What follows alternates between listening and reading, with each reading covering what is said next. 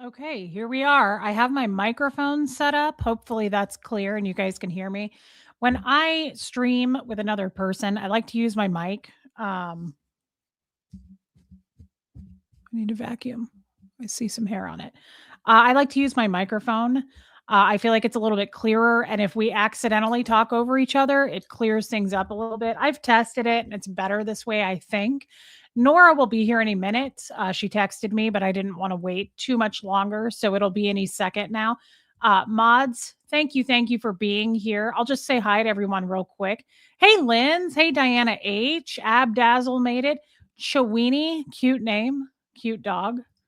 Not surprised there. I want one real bad. Hey, Linda Garden Lady. Megan Roberts. Donna Cooper's here.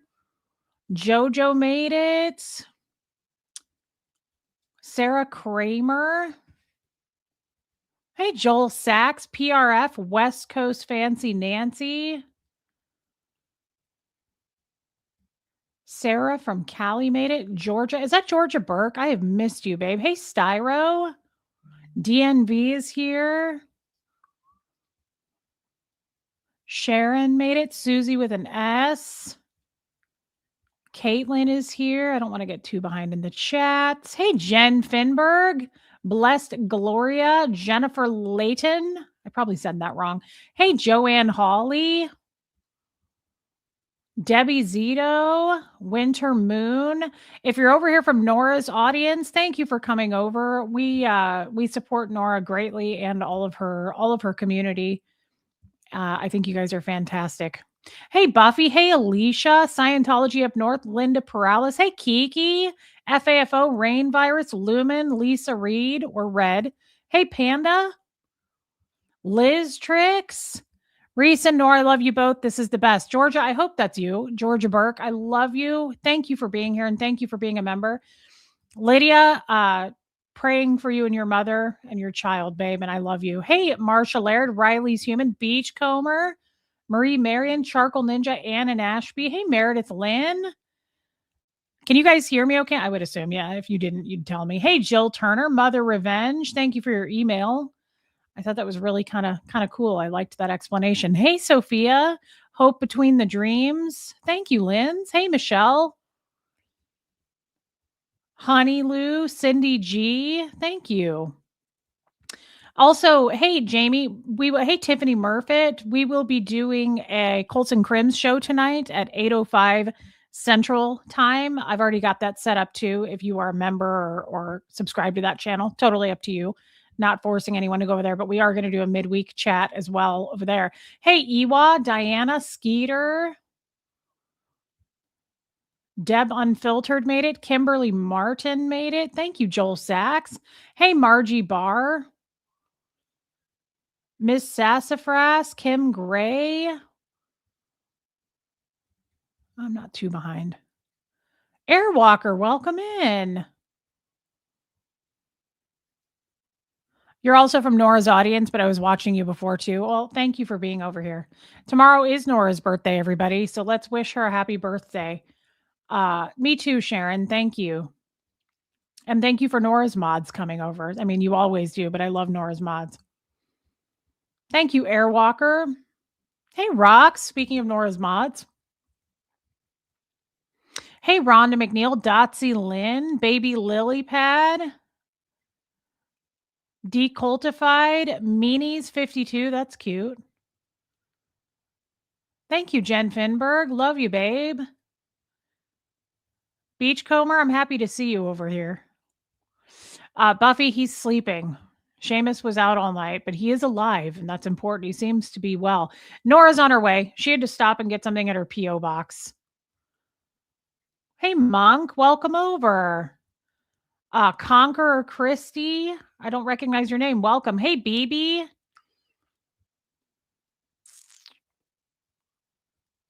Wow, there's a lot of people here. Hey, Bigsy. There we go. I just got to the bottom. Will you guys hit subscribe while you're over here? You may or may not be subscribed to this channel. If you're willing, hit subscribe. Hey, Cherry Cupcake. YouTube will unsubscribe. I don't know why they do that. It seems very counterintuitive. But Hey, Jamie Castro, would you please hit subscribe while you're here? Hey, Mimi, that ring is a little small for you. It's very small. The only reason I have it on, well, and if you notice, I'm wearing both of my wedding rings from Jeff and Fred because I like it with this ring. And this is a coin, if you can see, and this is a coin. And so I was like, let's, even though we're mixing metals here, I kind of liked it. And I like those two stacked together. I like to put all those together. I like to sometimes stack those. Thank you, Meanies 52. Thank you, Airwalker. I know most of you are subscribed. Just check to make sure that you're subscribed. That's all I'm asking. Hit the like button while you're in here. That will push it through the algorithm. And I think this will be a good chat. Okay, Rachel, good luck to your client. I do too, Helena. I even got a little bit of like a pyrite here. I like a mixed metal. I've never had a problem. Hey, Christy Nicole. So before, oh, I forgot. Huxley's about to walk in. Hey, Heather in the library. Punisher made it. Huxley's here. I've followed you from the beginning. I've decided to stop lurking. That's incredible. Thank you for making that decision. I love when you guys jump in and chat. Do you guys have any? Thank you, Chawini. Do you guys have any specific topics that you want us to cover? Hey, Karen Burhow. I will star comments as best as I can. I'm not entirely sure. Bo, we see you. And we know. And he's a nice person too. He's a great guy. He's a friendly person. He went to Harvard and then he went to Yale and then he did his what'd you do? Your undergrad? I can't remember, at Johns Hopkins University. So he's been all over the place. The only thing that he didn't learn in college was to not eat the cat poops. We eat the cat poops.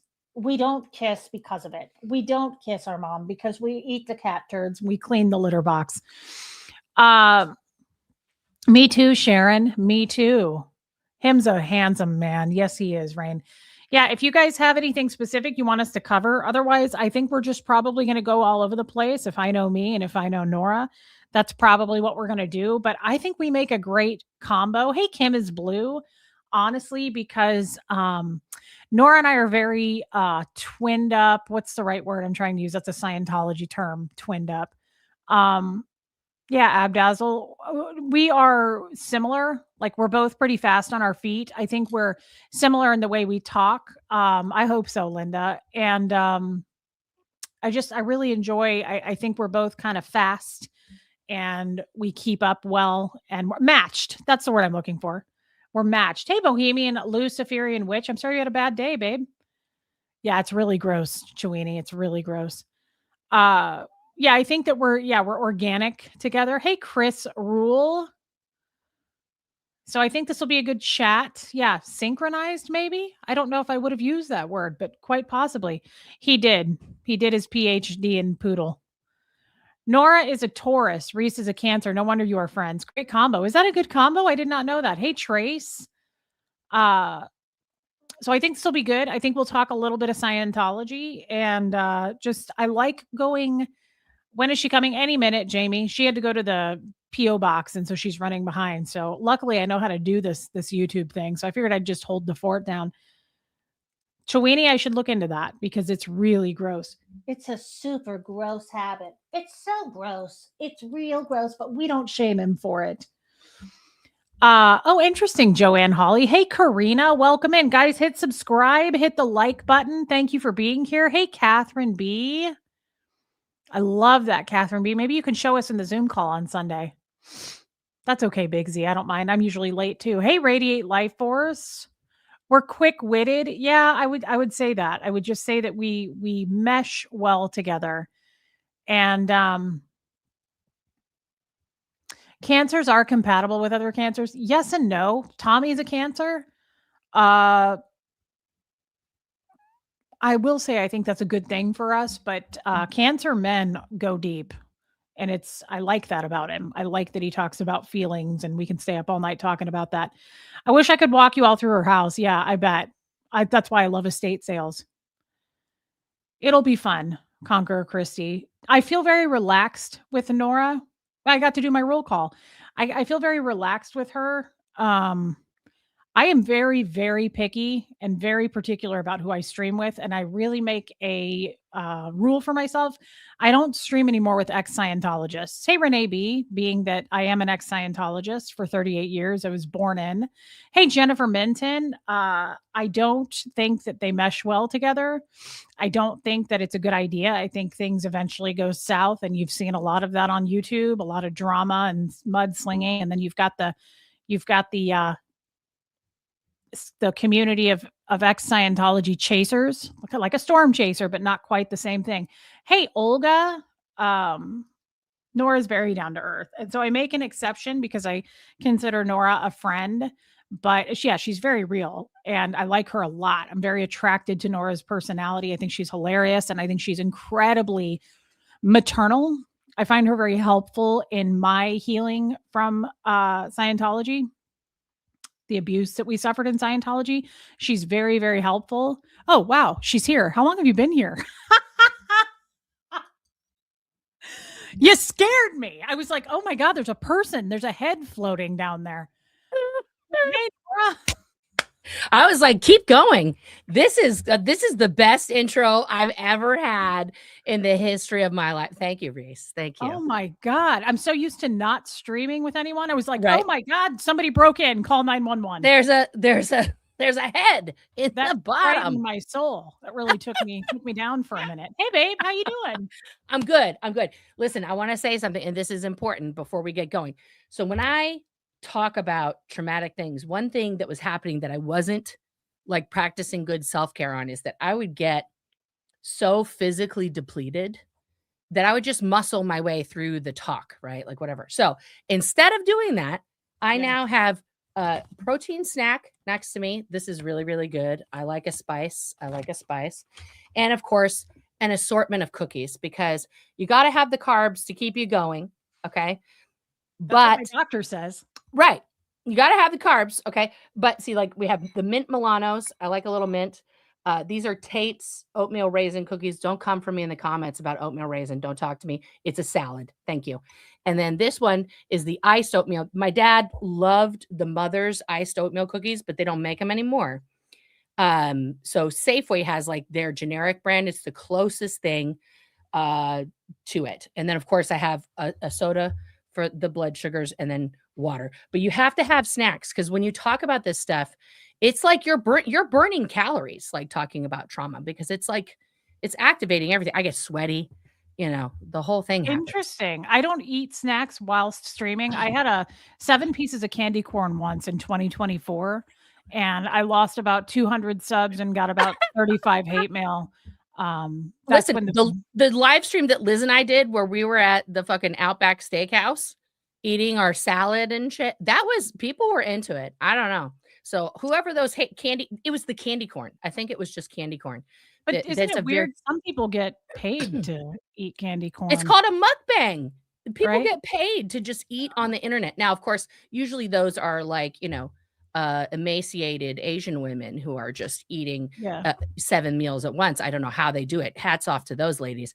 But whatever. I mean, to each their own. Listen, I'd love to have some creepy businessman pay me to eat candy corn. That right? I will do it. Yeah, I would absolutely do it. I don't have. I'm not ashamed. Margarita. I never feel quite a part of the equation when the entire panel is second gens. That's okay. It's not, it's their life, not mine. I don't know what that means, but I highlighted it because I want you to feel included and seen and heard here. So I don't know what panel. I mean, I'm assuming, and Margarita can correct me if I'm wrong, but like sometimes it's happened where we just get into that language, we just slip into the Scientologies and then we're all, as Jamie Mustard would call it, inside baseball. And then everyone's like, what the fuck are you guys talking about?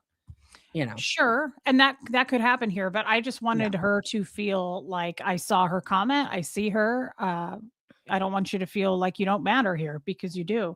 And I appreciate everybody coming over to join us. And hopefully we don't slip into that. And if we do, I'm sure one of my mods will zap me like a bug zapper. Yeah, I am positive that also my mods, will do the same thing. I'm trying to get oh God, I'm not I'm gonna tell sure you about that's my true. technical difficulties here, but, like, my camera is I don't want it to block you on my screen. I wanna gaze at you. Hey, Stella, that's okay. And again, I could see that to be very true. You start to act kind of Scientological. Yeah, Absolutely, we do. yeah, And I appreciate you pointing that out. I think that's good. Like yeah, Nora said, we are circus kind of sideshow freaks. yeah, a little bit. We have that, problem, you know? I didn't know where we were starting today on stuff, but, if the only thing I do have to say is I'm gonna keep this earbud out just to tell the audience I'm expecting a package I have to sign for, so I have to listen for the doorbell. Okay. But, No, I didn't know where we were starting either, yeah, Nora. I wanted to have a Scientology talk with you. okay. I will let you start it off. You say whatever you want to say. I'll We were save that. talking a little bit about some of the hate earlier. Hey Sierra Mhm. Terry. That's just a side note that maybe we should get out first. That's really weird. That was weird. The hate on The us? in particular, the one that our friend Tofu Honig posted earlier. She goes Oh, did off the she post something new? Oh. She posted, her daughter's comment that she left on my channel Oh, right. and was like, "Hurry up, go read it before Reese's mods delete it," which I would not have deleted that. My mods don't delete No. comments after the channel. But I just wanna say again, Haley is her name, Haley. I think that's fairly sad. So, guys, so those of you that don't know, Marilyn Honig, was recently outed that she, abused and beat her kids. She went off of the book How to Train Up Your Child or something from her cult. Mhm. And I showed some video, and so did Nora, of her talking about how she beat her kids and put hot sauce into their mouth. And she does this like they don't care, it's no big deal. And she went They so far joke as to about it say, now. yeah, and I never left marks on them was her whole, backup to that and excuses. Mhm. So I just called this and I said, I'm sure next she will have her daughter on because she's posting all these like, I'm such a lucky mom for Mother's Day. Oh, I'm yeah. such a great mom, which I don't know anyone that says I'm a good mom. Like I said to you, it's like using the word humble. No one says they're humble. You're talking about others, but Marilyn really takes the cake and the whip as well. But she had her daughter post, and I knew she would. I knew that she would. Is it And still up on it's the oh last one yeah, or it's on is my channel. yeah, but I'm is not it going your to take last it down. video or is it the Yes, video? I believe it's select. Okay. Honestly, I don't know, but I have been responding to her, and she is really ugly, just like Marilyn. I think Marilyn's writing these comments for her, if I had to guess. But if she's not, the apple certainly doesn't fall far. She's like calling me a waste of human life or something, and I was like, wow, Right. that's just like your mom. Ugly, just like your mom. So happy to be here and see both of you. Love you, baby steps, and I'm glad you're here. Hey, Millie. Uh, so I just thought Cindy G, because it's on my channel and I wanted to. But yeah, she said some really hateful stuff. And I thought, if that's Yeah. not Marilyn talking, that is a really PTSD like response kind of a thing to say, like uh her name's Haley, yeah. And she just went on and on attacking and was like, I don't have time for this. And I was like, clearly you don't. You started this and Marilyn promoted it, right? Yeah. Showcased it, and I just think that's sad. I was gonna talk about it either way. Yeah, I mean, she hasn't responded to my comment, which was I asked her just if the description, was honest of what she says in that interview that she did, and if it, did those things happen or not. And my follow-up question to that, if she does answer that, would be like, what's your feelings on your mom openly supporting Nazis and white supremacists? And I would clarify that by supporting, I mean liking, resharing, commenting, and having them comment and interact with them in her comments. Like in her that's chat. Yeah, that's supporting. That's not like, oh, well, one time I liked a post and then I found out the guy was a Nazi. I've done that. I've liked famous people and been like, yes, to this oh, for person. And then you find sure. out, oh, God damn it, they're a fucking asshole. And I have Yeah, to be this like, is well, not that. no, it's like active. It's active participation. Like that would be Right. my question for her. I mean, she's very upset. And I told you this earlier, that it reminded me many years ago, before I was famous on the YouTube streets. When my channel was new, a couple by the last name McClowry, Mike and Virginia McClowry, who do have extensive experience in Scientology. Mike McClowry worked with my dad back in the 70s as part of the Guardian's office, but he came for me really hard, saying like just unnerving things about my father and telling stories about him that were so unlike my father. It was so unbelievable. And then when I responded to him in the comments, because he was attacking me and saying, you didn't even know your dad. And this is a man who had great affection for my father. They became very close. They were best friends for like 3 years of his life in the 70s. And then no contact whatsoever after I was born and after my parents moved away and stuff. And I was like, do you know how many times my dad talked to me about you? Like none. I don't even know who the fuck you are. And you're coming for me, right? So like I really punched back hard on this guy, like really hard. And we got into it in the comments. And then my sister entered the chat. And then he started attacking her. And then her husband, who's like a quasi-professional troll on the internet, fucking went on to, and it became really, really, really ugly. And I was really emotional at that time. I hadn't had any therapy yet. Very Scientological, I'll say in my response, right?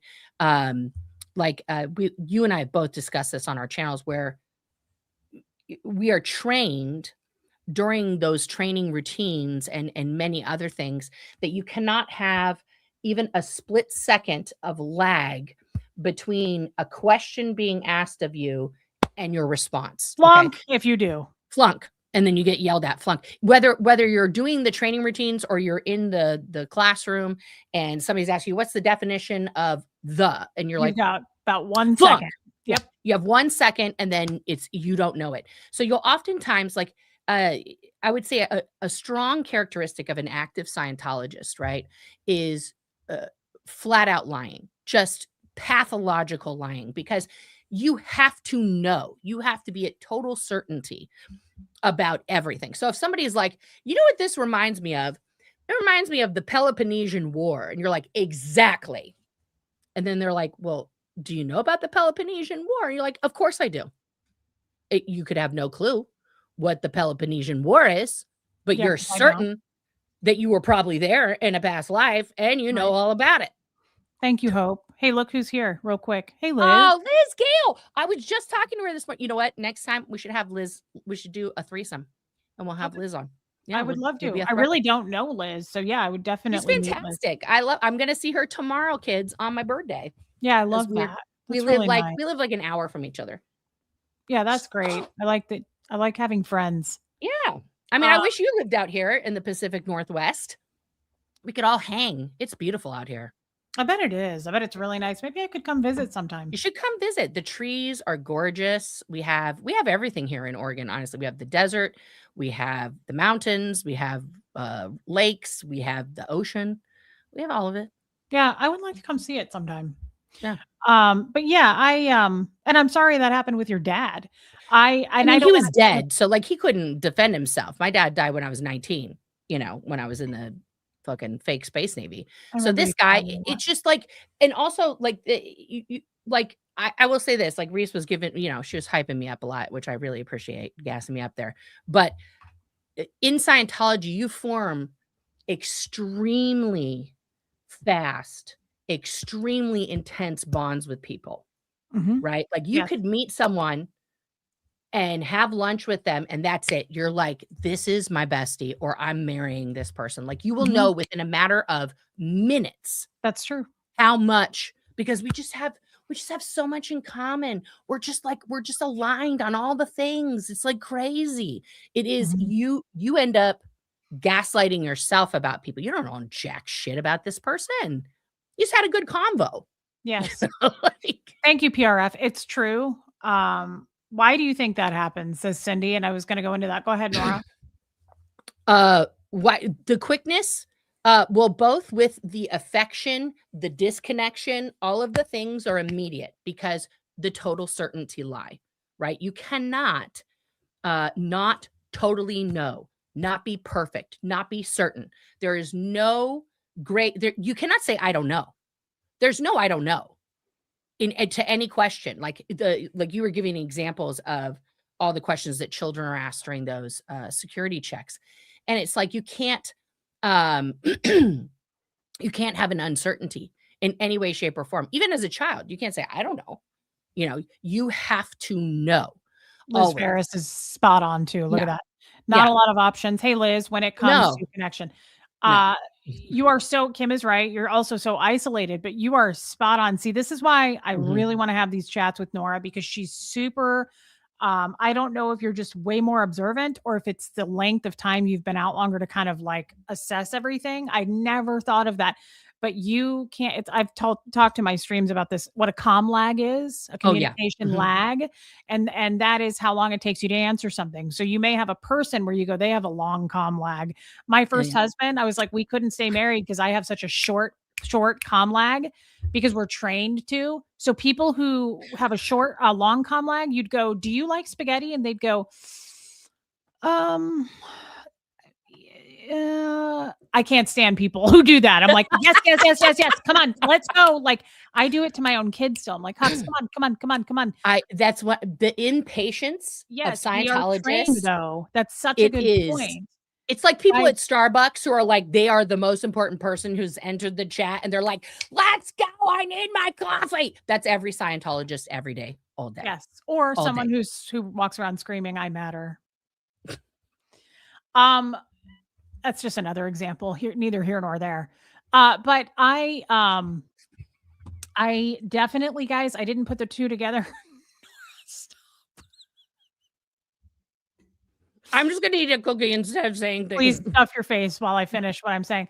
I definitely didn't think of the fact that it's true. Like, guys, you have to, or flunk. And I remember that from a very young age, like flunk for comm lag. That's what they'll say. Like flunk for comm lag. Yeah. Right. But my dad used to do it to me, even just in sentences, not like doing a drill, nothing studying. Oh, yeah. I'd be like, well, I don't know. And he'd go, flunk for comm lag. Yeah. Knock it off. Give me an answer. Right. But also having a long comm lag is an indication that you're aberrated. Don't forget that. So that's why you are such a superstar, Reese. No comm lag, baby. And the people who are like, well, they're like actually using their brain, like, let me ponder this. Let me weigh all the options, like that meme where you see the lady with all the things and she's like thinking, right? That's not valued. What's valued is your compliance.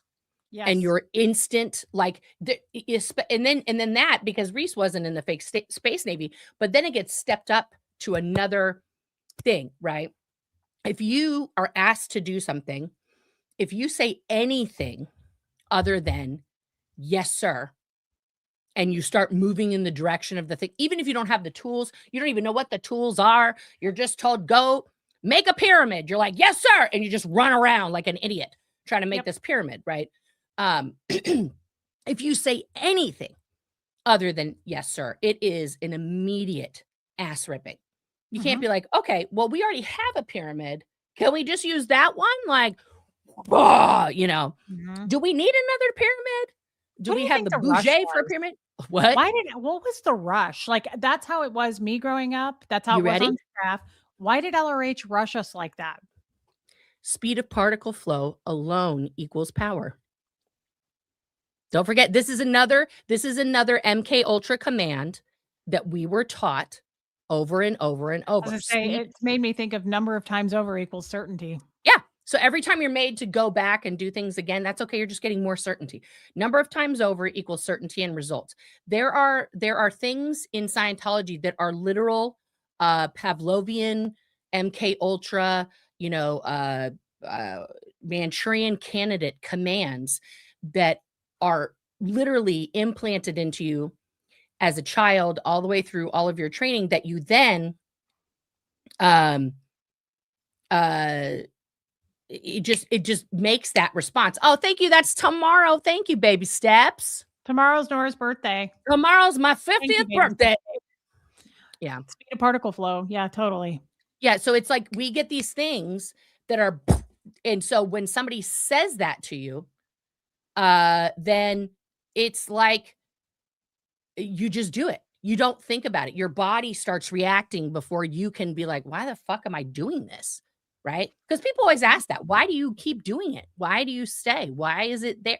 Because they keep giving you the commands. If they leave you alone long enough to not be giving you the commands, you start to actually think again a little bit.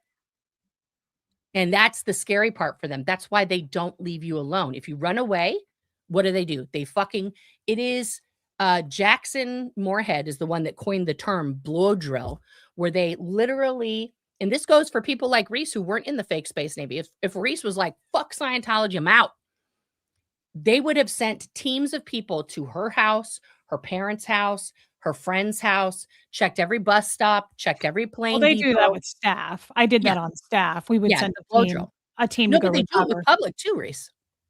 Right, no, I know, I'm saying Yeah. they send a recovery team to go Yes. to anyone who's blown, guys, so that's not just a Sea Org thing, that's anybody. So if you are blown, they're coming to your house, and I don't care if you live Oh, yeah. 3 hours away, they're driving 3 hours to come recover you. They're coming, and they're gonna go to every Have you ever done a relative's recovery house. cycle? I have Oh, no, many, I've been many, the many subject times. of them. Oh, I have What too. I I've done did both. one recovery cycle on a student who, uh "Hey, yeah, babe." she literally was like, we were pushing her really way too hard. I'm gonna be honest, we were pushing her way too hard, and she cracked.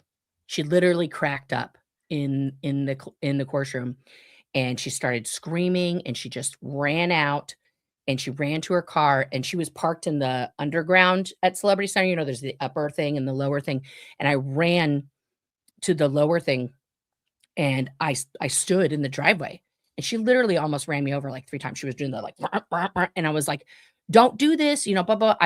I borrowed a car from one of the people that had a car. I knew where her house was. I drove out to her house. I knew her parents and everything, and we just talked till, like, 3 in the morning, and I handled her to come back. But then this was like, I mean, it was so severe. They were like, "Listen, we don't even want her in the courtroom. She's an SP. She's crazy person.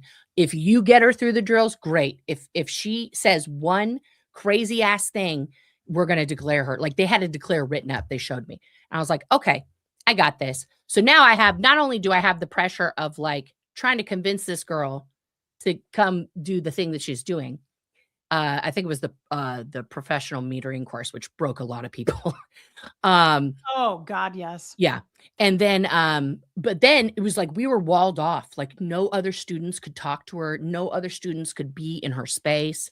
Um, just me.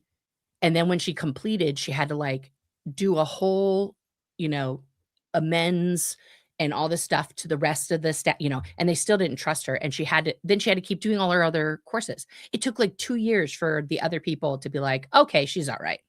But like, I mean, they were willing to throw her away, a born in, whose parents trained with Elron in England at St. Hill. um, just because she had a real human reaction to being pushed farther than a human should be pushed, Yeah. you know? And it's wild. I mean, I ran away a lot of times. So I was always the person they were hunting for. And then I had to, you know, go back because of guilt, because they had like threatened my mom. They had, you know, physically assaulted my dad, you know, my stepdad. I mean, like, my stepdad was 22 and a half years older than my mom. He was an older dude, World War II vet, right? And they literally like almost broke their front door down, shoving past him, because he was like, "Nope, you can't come in here," to his house. He's like, "No, thank you."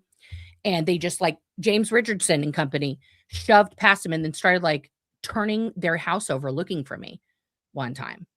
And so after the second time I ran away, my mom would be like, "You can't bring that shit here." Like, Yeah. last time that happened, Harry was like, "Not again." And Yeah. he's from World War II, man. He'll fuck their shit up. You know, Right. like, she's like, "I can't have him fighting security." I was like, Right. There's nothing "Right. off He's in limits. his 70s. He shouldn't do that." They'll show up at your job. They'll show Yeah. up. Yeah. Anywhere, anytime they will show up. I've seen it. I've done it, and I've been a part of it on both received and delivered. What did you do? How many people did you recover? Like a lot or? We did quite a few recover. I was in ethics, Really? so I was the COPE officer. So, oh yeah, we would have to go Ah, recover. Um, I even was a part of a couple recovery cycles who were red tagged.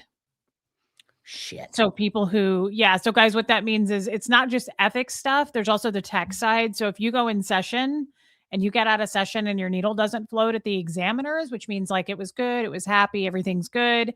Um, if your needle doesn't float, or if your needle does float and you're fine, but within 24 hours you get sick, you have an accident, if something happens, you're Yep. what's considered red tagged. And that means you have to immediately go back in session. Like there's no ifs, ands, or buts on that.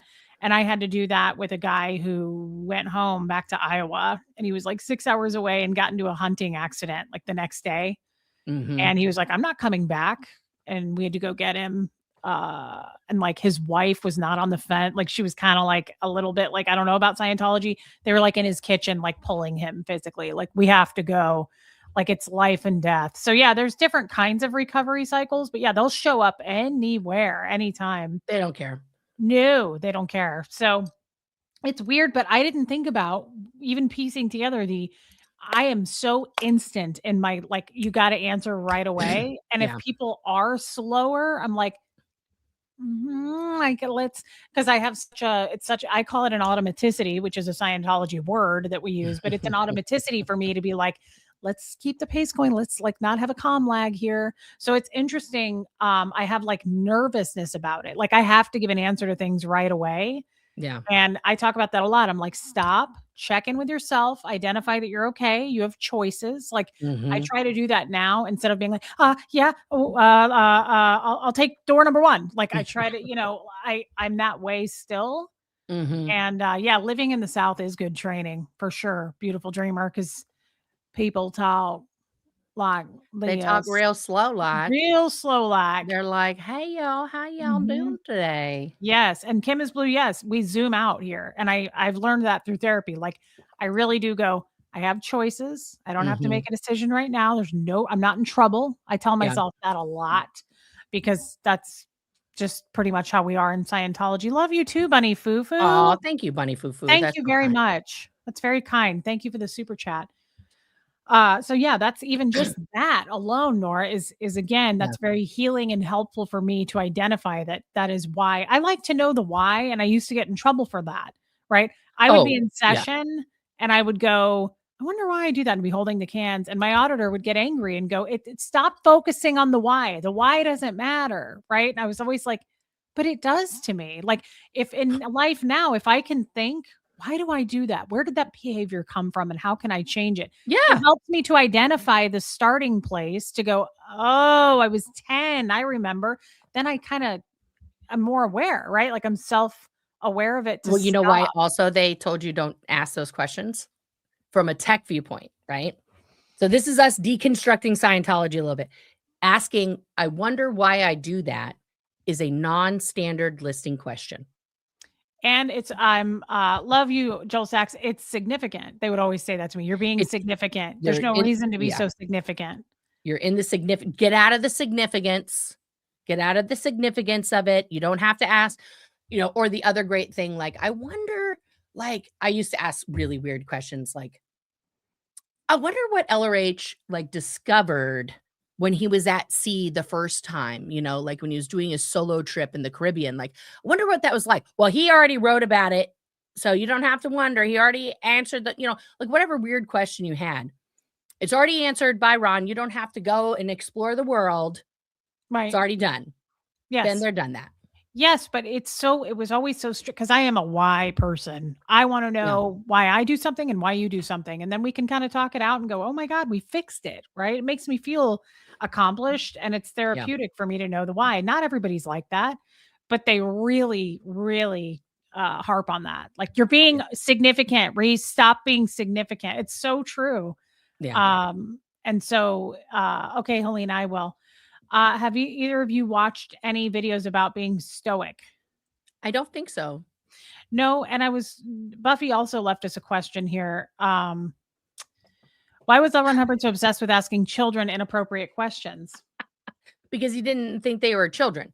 They're immortal spiritual beings in a teeny tiny body who have lived infinite lifetimes.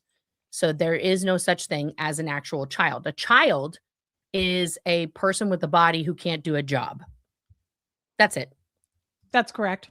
That's a good point. And I love Ann Battles. Are you all in Scientology trained not to do comlags? Yes. That makes me why people like to try and hurry up and get their answer before anybody else speaks. Just a thought. It's just it's an early on training that I experienced. And again, I think my dad might have been extreme. I saw some other Scientology parents that were not quite like this, but when I was little, even like I say, in the grocery store, anywhere, right? He'd ask me something and I'd be 5 and he'd go, flunk for comlag, speed up your answer. And so I think I have this like, and I do it to other people now. I'm like, come on. That's a trauma response. Yeah. Yeah, for sure. Hey, laughs me. Happy birthday, Nora. I have a really random question I've never heard it addressed. What does LRH say about circumcision? Nothing. Great question. Nothing. There's no reference on doing it or not doing it. There's no reference, but I was told when I had a boy by my in-laws that it creates obviously an engram. It's an unnecessary engram because you are I got a heavy duty talk on it. Oh, wow. Yeah, it creates an engram, guys. And by the way, thank you for your super chat, Laughs Me. It creates a recording, right? In the reactive mind, there's pain and unconsciousness involved, and you're doing that to a baby. So I was told you absolutely should let the child decide when he's 18. Oh my God. Okay, for any men in the chat, when you were 18, would you want to cut your foreskin off? Hello. But I had the opposite. Vaccinations. I was told the same thing with vaccinations. From my class 8 mom, right? Who was like, my brother, this is like way TMI, but nobody knows who he is. My brother wasn't circumcised as a child. He's my stepbrother. And so by the time he was 8, he was getting like constant UTIs because the opening wasn't big enough to like go over his peen or whatever. So then he had to get circumcised at 8, and that was unbelievably traumatic. Like he was fully traumatized by that experience at 8 years old. So when I was pregnant, both of my children have that appendage. They're they're the boys in the home here. My mom and I talked about it, and I talked about it with my then husband, and we were like, okay, we're going to do it. Because that's the last thing I wanted was like for them to go through that. I would rather do it when they were babies. And with our second kid, my ex-husband decided to go witness it. He was like, I didn't go with Lane, and I feel like I should go with Elliot to go. And I was like, okay. Who would want to do that? I know. I don't know why. I don't know what he was thinking. He came back. He was so white. He was so pale. He's like, no man could ever see that ever. And it wasn't, they do it with like a laser and stuff. It's very like, and they put numbing cream on first. Both of my kids came back from it. They were like, beep, beep, beep. Like nothing had happened to them. They didn't give a shit. Like if you're Jewish, yes, then it's a bris and it's done by the rabbi. Yeah. That's a whole, that's a whole thing. Yeah, that's what I was told. That's what I was. So vaccinations too. They were like, that's an engram. It's an engram. And so someone said, what's an engram? And Joanne Hawley, thank you so much. I would love some of Nora's story if possible. Yes. And I love you too. I'm sure we will get into that. Thank you guys for the super chats. It's very kind. I have been starring your questions as well. Winter Moon. I'll let Nora start on that. I'm looking at the other questions. Well, I mean, you could just give a very mild, watered down version. Here we go. We'll just go to the Dianet. Or that. We can just really blow them out of the water and scare the shit out of them. That works too. Well, this is a new copy, and thank you to whoever sent this to me. But because I can't remember right now. So in this one, now guys, I'm going to say something to Reese just for a second. So when we grew up, guys, we had a belief that glossaries were bad. Okay. Any glossary in any book, because you have to have all the possible definitions of word, not just the one used in the context, to fully understand the word so that if you ever come across it again, you'll understand it. Right. And there's many different lectures, references where L. Ron is very like anti-glossaries. Now all of the books, Reese, what do they have? A motherfucking glossary. Okay. Because they got rid of the there used to be 2 dictionaries in Scientology, the technical dictionary and the administrative dictionary. So in here, let's see what they say an engram is, just for the people reading this book, because this book is all about engrams. It literally could have been called All About Engrams. Yeah, it's the whole book is about recording and engrams. Yeah. So it's got to be on. Okay. Engram. Any moment, and this is in all caps, guys, it's very important. Oh, that's serious. Any moment of greater or lesser unconsciousness on the part of the analytical mind, which permits the reactive mind to record the total content of that moment with all perceptics. So in Dianetics, the very first book, okay, this is what's referred to as book 1. This is what came out on May 9th, 1950. Before Scientology, Dianetics before Scientology. Okay, 1954, we have Scientology officially incorporated, becomes a thing. Okay, so for 4 years, he was going around hawking this shit like a goddamn carnival barker and doing demonstrations and all this stuff and making clears. Okay, so anytime you have some form of trauma, okay, L. Ron Hubbard posited that, well, he didn't actually make it as a hypothesis. He stated it as fact that there are 3 parts of man: the body, Hey, Jeannie. the mind, which is not your brain. Very important to understand the distinction. Your mind is this ethereal, your mind is on the hard outside. drive on the outside. Okay. And then the spirit. Okay. Those are the 3 parts of man. And in the mind, there are 2 parts. There's the analytical, which is like where you make all your decisions, your upper, all the executive functions. It's like when you're awake. And then the reactive mind, which stores every moment of unconsciousness, which he says, even if I bump into a wall, that's a moment of unconsciousness. Correct. And that gets stored. If somebody yells at me too loud, it's a moment of depending on hey Juanita, it's a moment, and hey Jeannie, it's a moment of unconsciousness. So if you stub your toe or something small, you cut yourself. That's how I understood it, Nora. Because I understood Dianetics so well. No one read it as well as I did. I'm pretty much a doctor, but basically, yes, yeah, pretty much. But thank you. Makes me very qualified. But I understood it that was the cells experience unconsciousness, and it records in the cells. But guys, it's just recording in what's called your reactive mind. See, that's where he conflicted. Like, how could it be in my cells, but it's also in this mind that is nowhere? And then it affects me as a spirit, but it's not my body. It's not. You don't ask questions. It's like asking, I'm sorry, it's like asking a Catholic about the Trinity. Okay. The Holy Trinity, right? The Father, the Son, and the Holy Ghost. So God is God, but he's also Jesus. He's also the Holy Ghost. He impregnated his mother with himself. And then and also don't forget that Mary was also an immaculate conception, guys. Her mom also got visited by the Holy Spirit. It's like, what? It's the same kind of, you just have to be like, I get it. Actually, that's less confusing to me. That's a lot less confusing to me than Scientology and the reactive Jesus mind. is his own grandpa is less confusing to you. It is. It is actually to me. It is. But I am under the impression with an engram, guys, just to try to water it down. It's recording in there's 2 minds, right? You've got the reactive mind, you've got the analytical mind, which never makes mistakes. It's a perfect computer. The reactive mind makes mistakes all the time, and it takes things literally. For instance, I'm diabetic.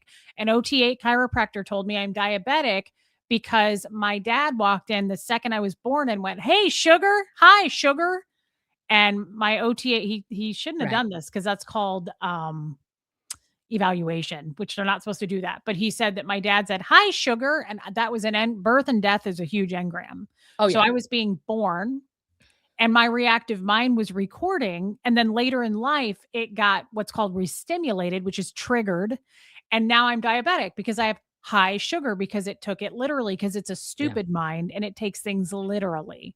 So that's just an example. It's not genetic at all. It's not passed down to you in genetics at all. They don't believe in genetics, right? It's a total, there's so many things that conflict. And So that's an engram. It's just stupid. I mean, it's nothing. It doesn't exist. It's not real. It's not real. It's not real. No, it's not real, But we it's believed it was real. I was say it's real to us when It's real. you're in. And so I try not to make Yeah. fun of that so much because I believed it 100%.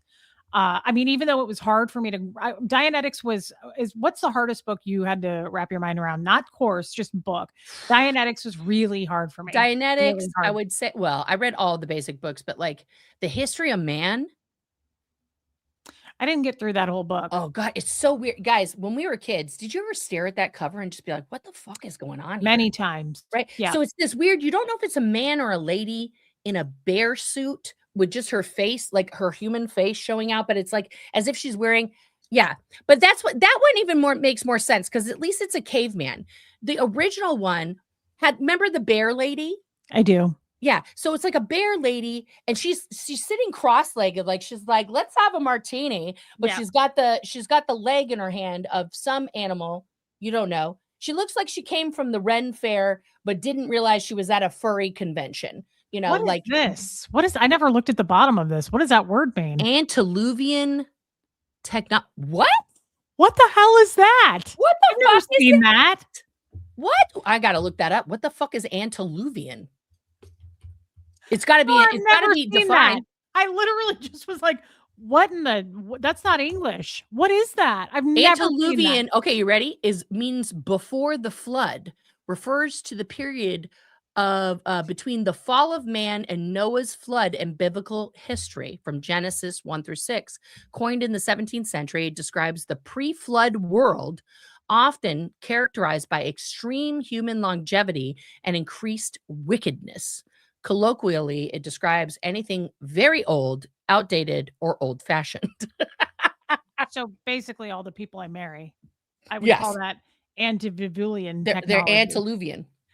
What in the How to Train Up Your Child is that? What is that? I've never seen it. Hang on a minute. Do you want me to get the book? I have it. Well, if you want to switch over to that kind of. No, we can talk about that later. But I did. Guys, I ordered that book. I'm probably on a list now.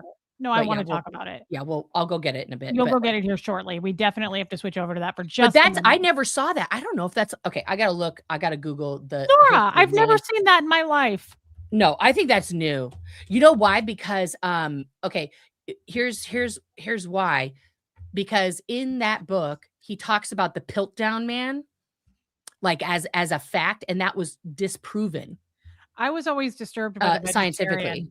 Why it says if you're a vegetarian, because I'm a vegetarian for the most part. Like 98%.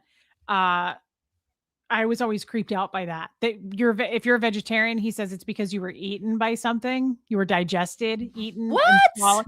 It says it in this book. Where have you been? I was scarred just by the cover. Wait, no, maybe I'm not thinking of a history of man because all of them are showing a weird caveman thing. You know what I'm thinking of? Is it the creation of human ability?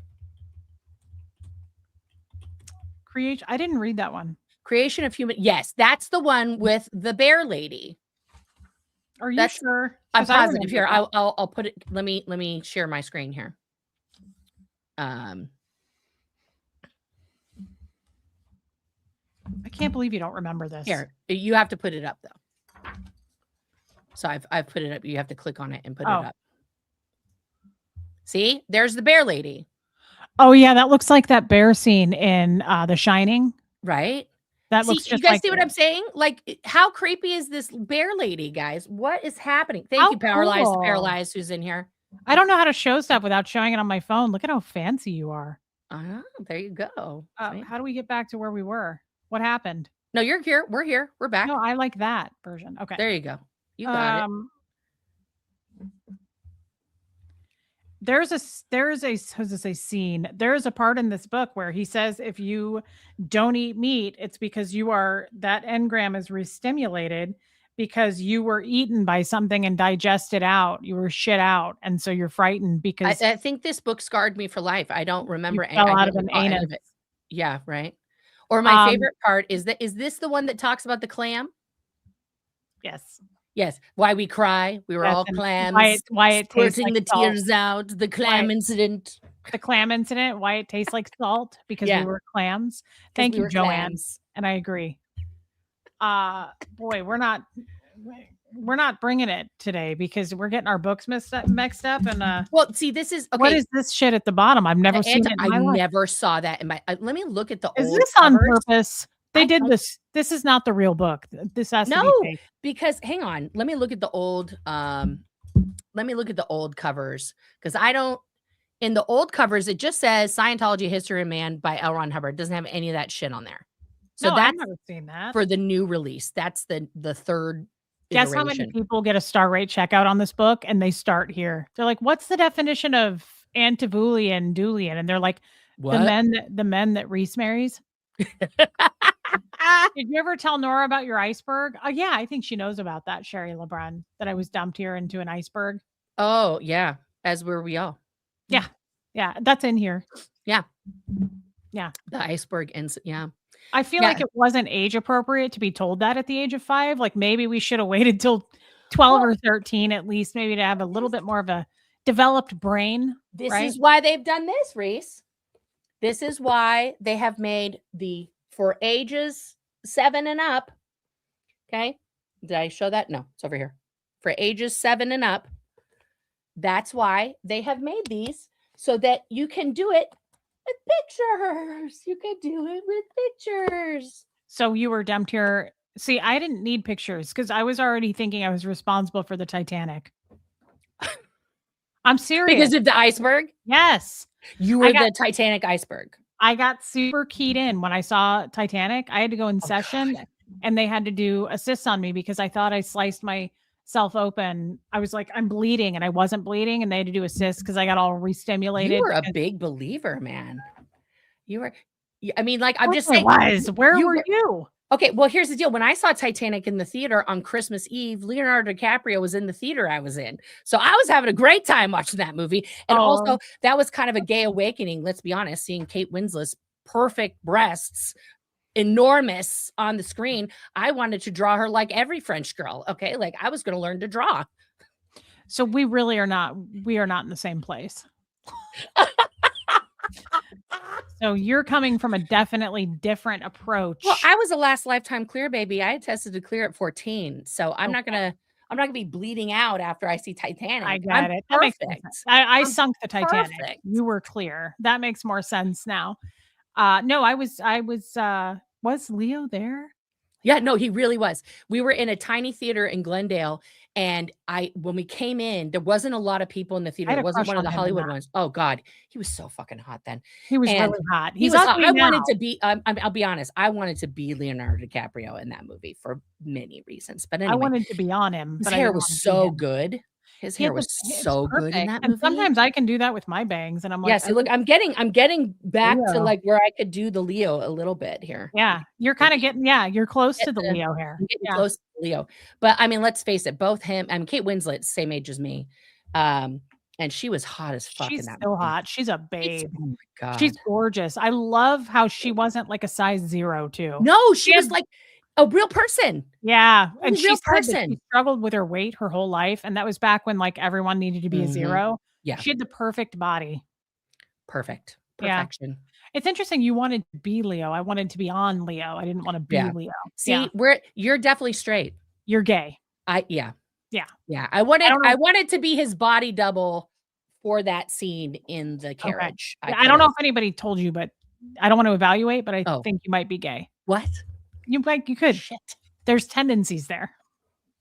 Yeah, there's a weird thing that I didn't realize how gay I was, where I like when I saw, for example, like literally, you have to understand, I was so gay and so fucking closeted. I had no idea why I was like madly in love with my best friends. I was so in love with my best friends throughout middle school, high school, just like no one could say anything bad about them. I was going to fucking punch a motherfucker out. In middle school, I'd cut my hair short for the first time. It was kind of like this, but it was a perm on top because it was the 80s, 90s. So it was like this little, I'll have to find a picture of me from middle school. It's adorable. But I was madly in love with my friends. And people used to say, I got into a big fight one time with some boys. But all my girlfriends, all of my friends who were girls were like, Nora, if you were a guy, you'd be like the perfect guy. You're just so like a gentleman. Like you hold the door open and you remember my birthday and you're always like, and I was like, okay. Yeah, thank you. Nora, haircuts don't lie. And you're probably a better kisser for it. But I've kissed a lot of boys.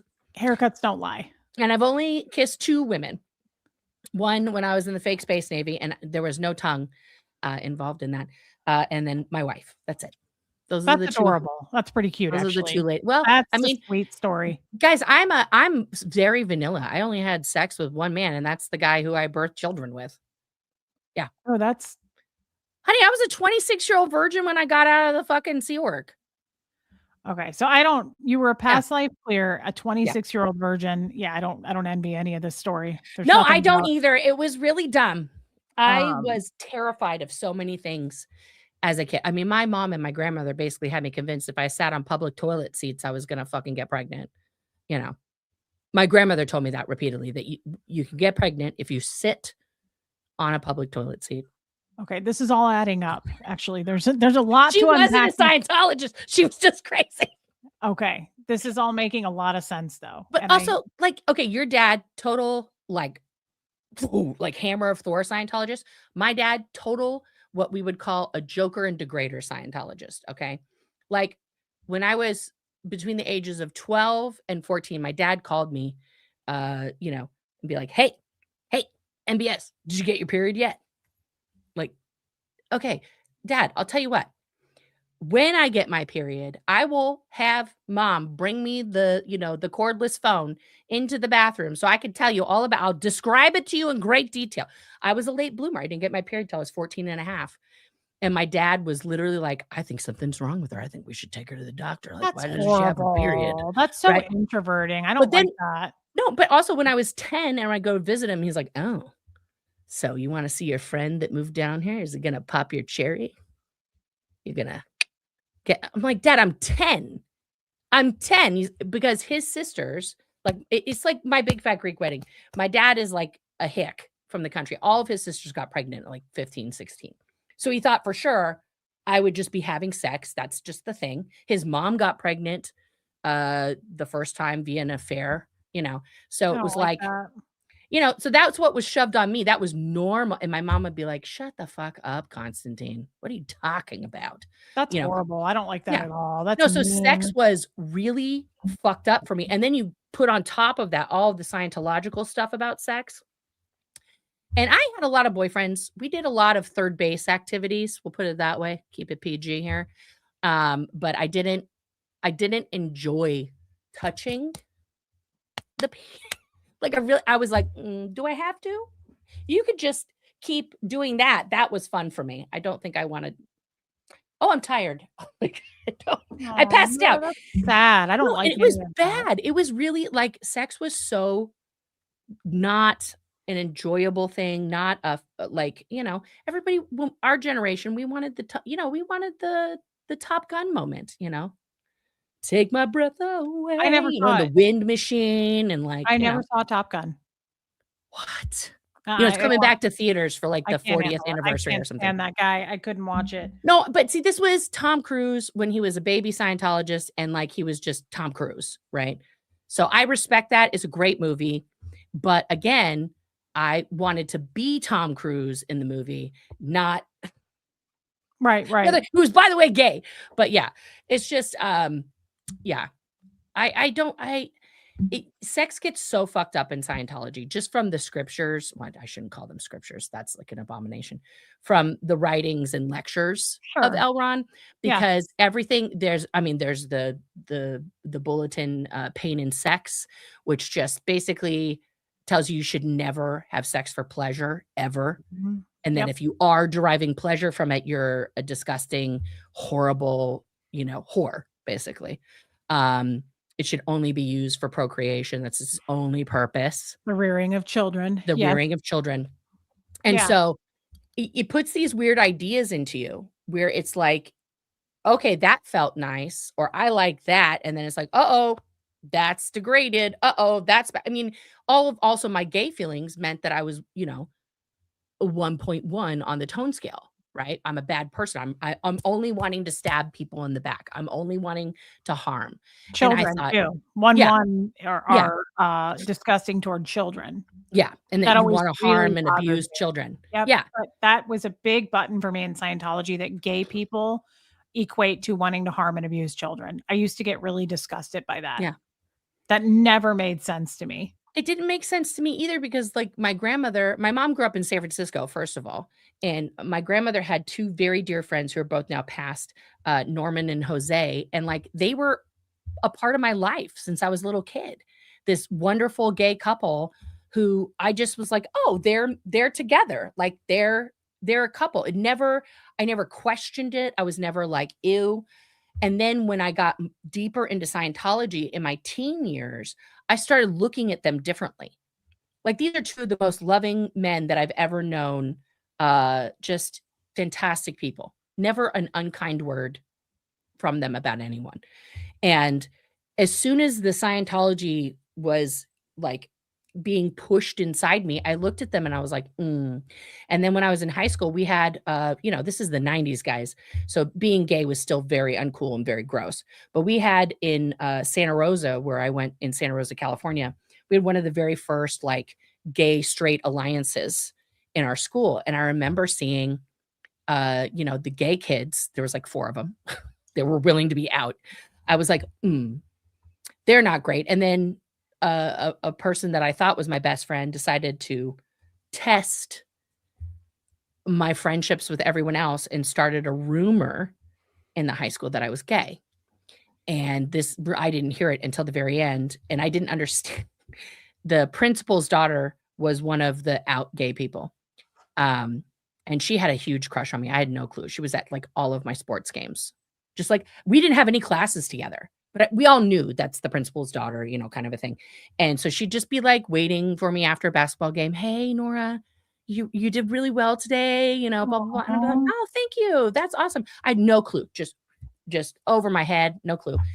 And so when this rumor started that I was gay, she broke up with her girlfriend and asked me out for a date, but I didn't realize it was a date because we all went to this coffee place before Starbucks happened, guys, and we'd go to SoCoco, Sonoma County Coffee Company. It was just like the place to hang, right? So she's like, "Do you wanna, like, go to SoCoco on Friday?" And I was like, "Yeah, that sounds cool." Like, I didn't know her. I was like, "Okay, we'll talk. Well, but maybe you got a new friend. Like, that's awesome." And then her girlfriend, like, tried to stuff me in my locker and was cussing me out, and I was like, "What the fuck is this about?" And she's like, "You fucking stole my girlfriend. Fuck you." Blah, blah, blah, blah, blah. And I was like, "Whoa, whoa." And there was like a crowd. It's like, then there's a crowd. And I started like panicking because then I realized, oh my God, I got asked out on a date by a girl. What is this? And all these people were like, so I just blurted out the first thing that I could think of, which was totally untrue, which was I just started screaming in the middle of the hallway, "I like penis. I don't, I'm not gay, you know. And I felt so bad because that girl was so crushed and she was so nice. I totally didn't understand. And I apologized to her. I was like, "Listen, I feel so bad. I didn't realize this was a date. Like, I'm not gay. I'm so sorry." You know, I couldn't be gay, because it was just like, I didn't want to be this evil person. Now that I'm clear, what does that mean? I've achieved this status in Scientology. Does that mean I'm not really clear? I knew my dad was a total homophobe. Like, he's not going to love me anymore. My mom wouldn't have cared. But my dad was like, I'm like every American woman on planet Earth. I have huge daddy issues, So, Nora, yeah. that's a horrifically sad and crushing story Yeah. for all involved, quite honestly, but I am Yeah. truly sorry. I had no idea that happened. I mean, there's probably dozens of them in your life, I'm Oh, yeah. sure, right? And I'm sorry that happened because it Fs you up on a real level, and that's the real Yeah. stuff, guys, that I very much agree with what you said to me on the phone the other day, but then I talked about it here is, um, we are kind of sideshow circus freaks. Yeah. Like people like to watch this stuff and think, we're kind of show ponies and we're not. And I believe truly that's one of the I've always said, why do people chase? There are ex Scientology chasers. Like Really?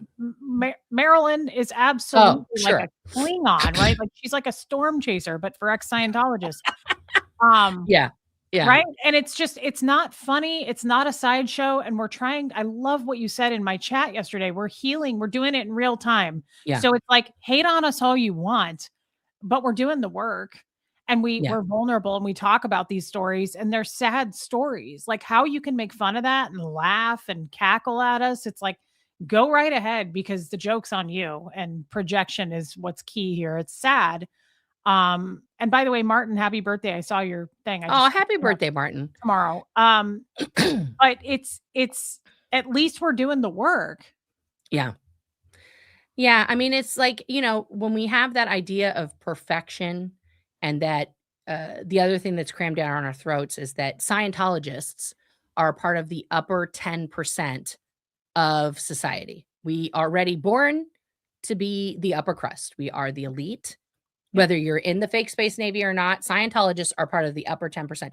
Fake space Navy members are part of the upper 1% Yes. of the earth, right? Correct. And it's like this weird burden to carry, right? Where you're walking around and for me, I always liken it to like Hannah Montana, right? Like I was in the real world with just regular kids, right? And I was the only Scientologist. So here I am looking at my friends, literally thinking like, you guys are lost. You're probably going to become like a rock or something in your next lifetime because you guys are doing pot. I mean, like, I can't tell you the number of stories. Like in high school, I was so vanilla, so square, but I went to every party. Why? Because everybody's parents knew me. They knew I didn't drink, I didn't smoke, I didn't do drugs. And my friends would literally be like, Nora, if you don't come to this party on Friday, my mom says I can't go. Like, if you're there, I can go. Yeah. And I'm like, okay, I'll go. I'll drive you, and my mom would just be like, why are you spending your whole night driving these fucking morons around who are drinking themselves to death? I was like, Mom, if I don't do it, people are literally going to die. Like we had classmates who got in a wreck so severe. One of them broke their back and the other one broke their leg. They came out of the hospital, out of the ICU, back to school, literally going, hey, where's the party next week? And I turned around to this person in my math class and was like, do you have a fucking death wish? What's wrong with you? You almost died of alcohol poisoning and a car wreck. No more parties for you. Like, and people would, like, when you said I was motherly, like, that's how I was in high school. Like, I would be driving people home. Oh, me too. From the coast. And then people would start doing stuff. Like they would, because I was gone, they like smoked pot, all these cheerleaders. And I came back and they went like this, like, and then they were like, they literally, I walked in, they're like, I'm sorry, Nora, I just tried it the one time. And the guys are laughing, like as if, how could they talk to me like that? Who cares who I am? And I told these guys, they had, and of course they had the ridiculous bong that's like 3 feet long, like when, I don't know why you have that. And they were like, oh, Nora, just relax. You should have a toke, just have a toke, chill out. You're so uptight. You're so uptight. And I went and got the phone and I was like, listen, I'm going to give you guys one option before I throw you and that bong off of this fucking, porch. We were on a second floor. And they're like, oh, that's hilarious. And I was like, 9, 1. Do you want me to hit the last number? You think you're going to take me on? Because I'll fuck your shit up. Let's go. And then they, and they ran out. And then I have them like putting girls in showers and like, and I realized looking back on that, like I stopped being a child. Thank you, Toby. When I was like about 7, it was like around the time my parents got divorced. Like I was no longer a child. Yep. Like no. Yes. No. I don't know. Child wonder or any of that. Totally. And I can relate to what you just said, other than I didn't go to high school parties. I only made it to 9th grade and I didn't have friends like that. But I definitely was, I would call like a ball buster. Like, we were all 85-year-old women when we were 9 because, well, I mean, it's true because I was like a little ethics officer, man. I was like, you can't do that. I was like, drinking causes engrams and you can't do like all those things, like super, super, super ethical. I told my best friend in 9th grade, you're messing up your time track when you're smoking pot. You're collapsing your pictures. I sounded like an insane person. Yes, I know. I did the same thing to people in the outside world. And I mean, I don't know that that's the worst thing. I'm glad I wasn't a raging alcoholic or Yeah. Reese was a tattletale. I hate when you refer to yourself as a sideshow freak. The behaviors and actions for any victim of trauma were learned to survive the trauma. Good point. You no longer need those behaviors, so you need to relearn. Yes, and baby steps. In all seriousness, this is correct. But Yeah. Nora also is correct in that we are to the wrong people, like the Marilyns Yeah. of the world, like who think it's cool and cling on to this shit. We are sideshow freaks to the Yeah. bullies, to the people who are like, look at these crazy, like people enjoy watching this kind of shit show. Yeah. And I don't mind it because I said the other day this, and I mean this, Nora. I through therapy, I had therapy today, and I said I mean this. We've had too much training and bull baiting to be torn down by internet strangers. I'm sorry, No, I don't give a 100%. shit about what you say about me. But two, I like me now. Like I have self-worth. I don't feel so much Oh, shit. anymore like Hang on one second. Keep going with that. I got to run it's fine. downstairs real quick. I'll talk to the That's why the dogs are crowd. barking. The UPS guy is here. Hang on. Oh, go for it, girl. Guys, and baby steps, I appreciate that comforting comment because I agree with this more than I agree with Nora. We're not sideshow freaks to the people who care about us, to these people who are actually here because they care and they like watching us heal in real time. Those are the people I surround myself with anyway in life at this point. But the wrong people, right? Who get off and make money on this shit, like Marilyn Honig, right? And her gross daughter who's attacking me, which we all called that. But it's the same thing. It's like it's just this mudslinging, right? Like this is we're trying to like stay in our own lane and stay on track and heal in real time. At least I am. April, that is a giant super chat, and I love you too, and I appreciate that so much. I really, really, really appreciate it, guys. Thank you. It helps a lot. I just want to say, as a mom and an older woman, I would like to say how sorry I am for the horrible things you both went through. I think it's disgusting. You're an amazing mom, Joanne Holly, and you have nothing to be sorry for. You have everything to be proud of, right? You're an amazing mother and you're a true friend. So thank you. Thank you for the super chat, but do not be sorry. And guys, don't feel bad for either one of us. We are healing, right? My therapist said to me today, he goes, do you get more hate than love? And I said, oh my God, no. I probably get 5 to 10% hate. I get so much love and support here, right? Like people really do want to be here. You've just got a small percentage of people who are like, ooh, let's watch the shit show meltdown, right? Like the drama chasing, the drama lovers, the gossip, Maryland's, who's spilling the tea, that stuff. There's about 5% of it. But this is well worth what I do because I get such positive feedback and support. And then other people go, I'm inspired. I now am in therapy or whatever it is. I've had teachers reach out to me and say, Jesus. I played your video for my class. Cracker. I played your video for my class because it helped with cyberbullying. So no, it's never, ever, ever going to overcome and be more hateful than loving, right? We get way more support here than we don't. Oh, it's yeah. a small percentage of people. And honestly, I think it's the same. I think for every hater, they have like 10 sock accounts they use to make it look like there's more haters, right? Yes. I made it. The UPS guy was like driving down the street and I caught him. I ran out my socks, guys. Okay. I'm like, I look like an insane person. Well, you just probably look like a lesbian. A lesbian. Yeah. Again, haircuts don't lie. Now, you know what's funny is there's a comedian who has like a fucking Marine haircut. And she's always like, sorry, ladies, I hate to disappoint you. I am married to a man. And she is. She's married to like this older Marine dude who I guess kind of funny. Maybe haircuts do lie. Sometimes, but mostly they don't. Sometimes the haircuts are lying. It's hard to tell. But I thought maybe you might be gay. Yeah. Yes. I didn't know if it was the glasses. Like I couldn't quite fully place it.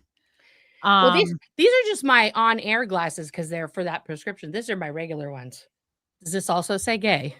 Oh no, that's way more like marine biologist or something. You smarty, your IQ went up like 50 points when you put those on. That was right. Crazy. Yeah. Wow. Yeah, you gotta look like what's her face from 90210. She was like the one brunette. It wasn't Shannon Doherty, the nerdy one, whatever her name was. Oh yeah, I remember that girl. Yeah. Everyone was like, "Are you her from that?" No, I'm not. The fuck? That lady's like 30. Calm down. I mean, that's kind of a compliment though. That's cool. Nobody ever confuses me for anybody. I don't know. You could get asked to be like a lot of different people, Reese. Yeah, it's annoying. I get asked all the time. People will be like, "I went to college with you." I'm like, "I assure you, you did not." I'm like, have you watched porn? That's probably where you saw me. Um, Only feet? No. Only fupas? I'm on that too. Yeah. So guys, we're just healing in real time and there's always going to be hate. And I kind of love it because Kim is Blue, literally that happened to me once, Nora. Someone came up to me and she goes, "I know you." And I was like, "No, I don't think so." I don't ever tell anybody I do YouTube. When they ask Right. what I do, I say I work for Google. Uh yes, I Which is not do. that's Yeah, not that's yeah, I accurate. work for Google. We're paid by Google. So she goes, "I know, I know you." And I was like, "No, I don't think you do. I just have one of those faces." Mhm. She goes, "No, that's it." She goes, "I see you at TJ Maxx all the time." I was like, Reese got called out for her TJ Maxx addiction. "The candle aisle. I see you in the candle aisle all the time." It was sad. It was embarrassing. I was like, "Well, I have a YouTube." She's like, "TJ Maxx." I was like, "Oh, yep, TJ there's Maxx. that too." That's Yes. embarrassing. That's something Wonderful. you don't come back from. Uh, it's a bummer. I was like, "Oh, wow, I'm starting to get noticed." No, it was TJ Maxx. I might have a problem. I do have a problem. Yeah, there are worse problems and Look, addictions, and hate addictions are one of I them. don't know. You gotta consider Huxley later because look at just guys, just gaze behind Reese right now in this small portion of this room. How many tchotchkes can we spot? What's a tchotchke? Okay, so that thing right behind you, to your left, I guess. What is that on the shelf behind you? So That's the Gert. no, not Gert. In front of the picture, there's a little like tin can, and then there's like a white thing I can only see the butt of. The thing next to that, not the candle, the thing next to that. It's like nope, the ceramic-y thing, whatever the fuck that is, the white thing. What is that? It's another Gertie. Uh-huh. Arm How many and then look at the shelf below, guys. Armine made this. It's beautiful. But what I'm saying is when you pass There's Gertie again.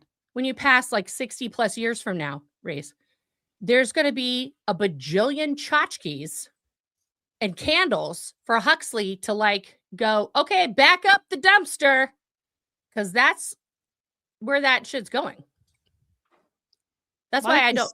Life is tough, Nora, but so are you. Oh, okay. I have like the one that says my last fuck or something. Yeah, that's what mine says back there. It says my last fuck.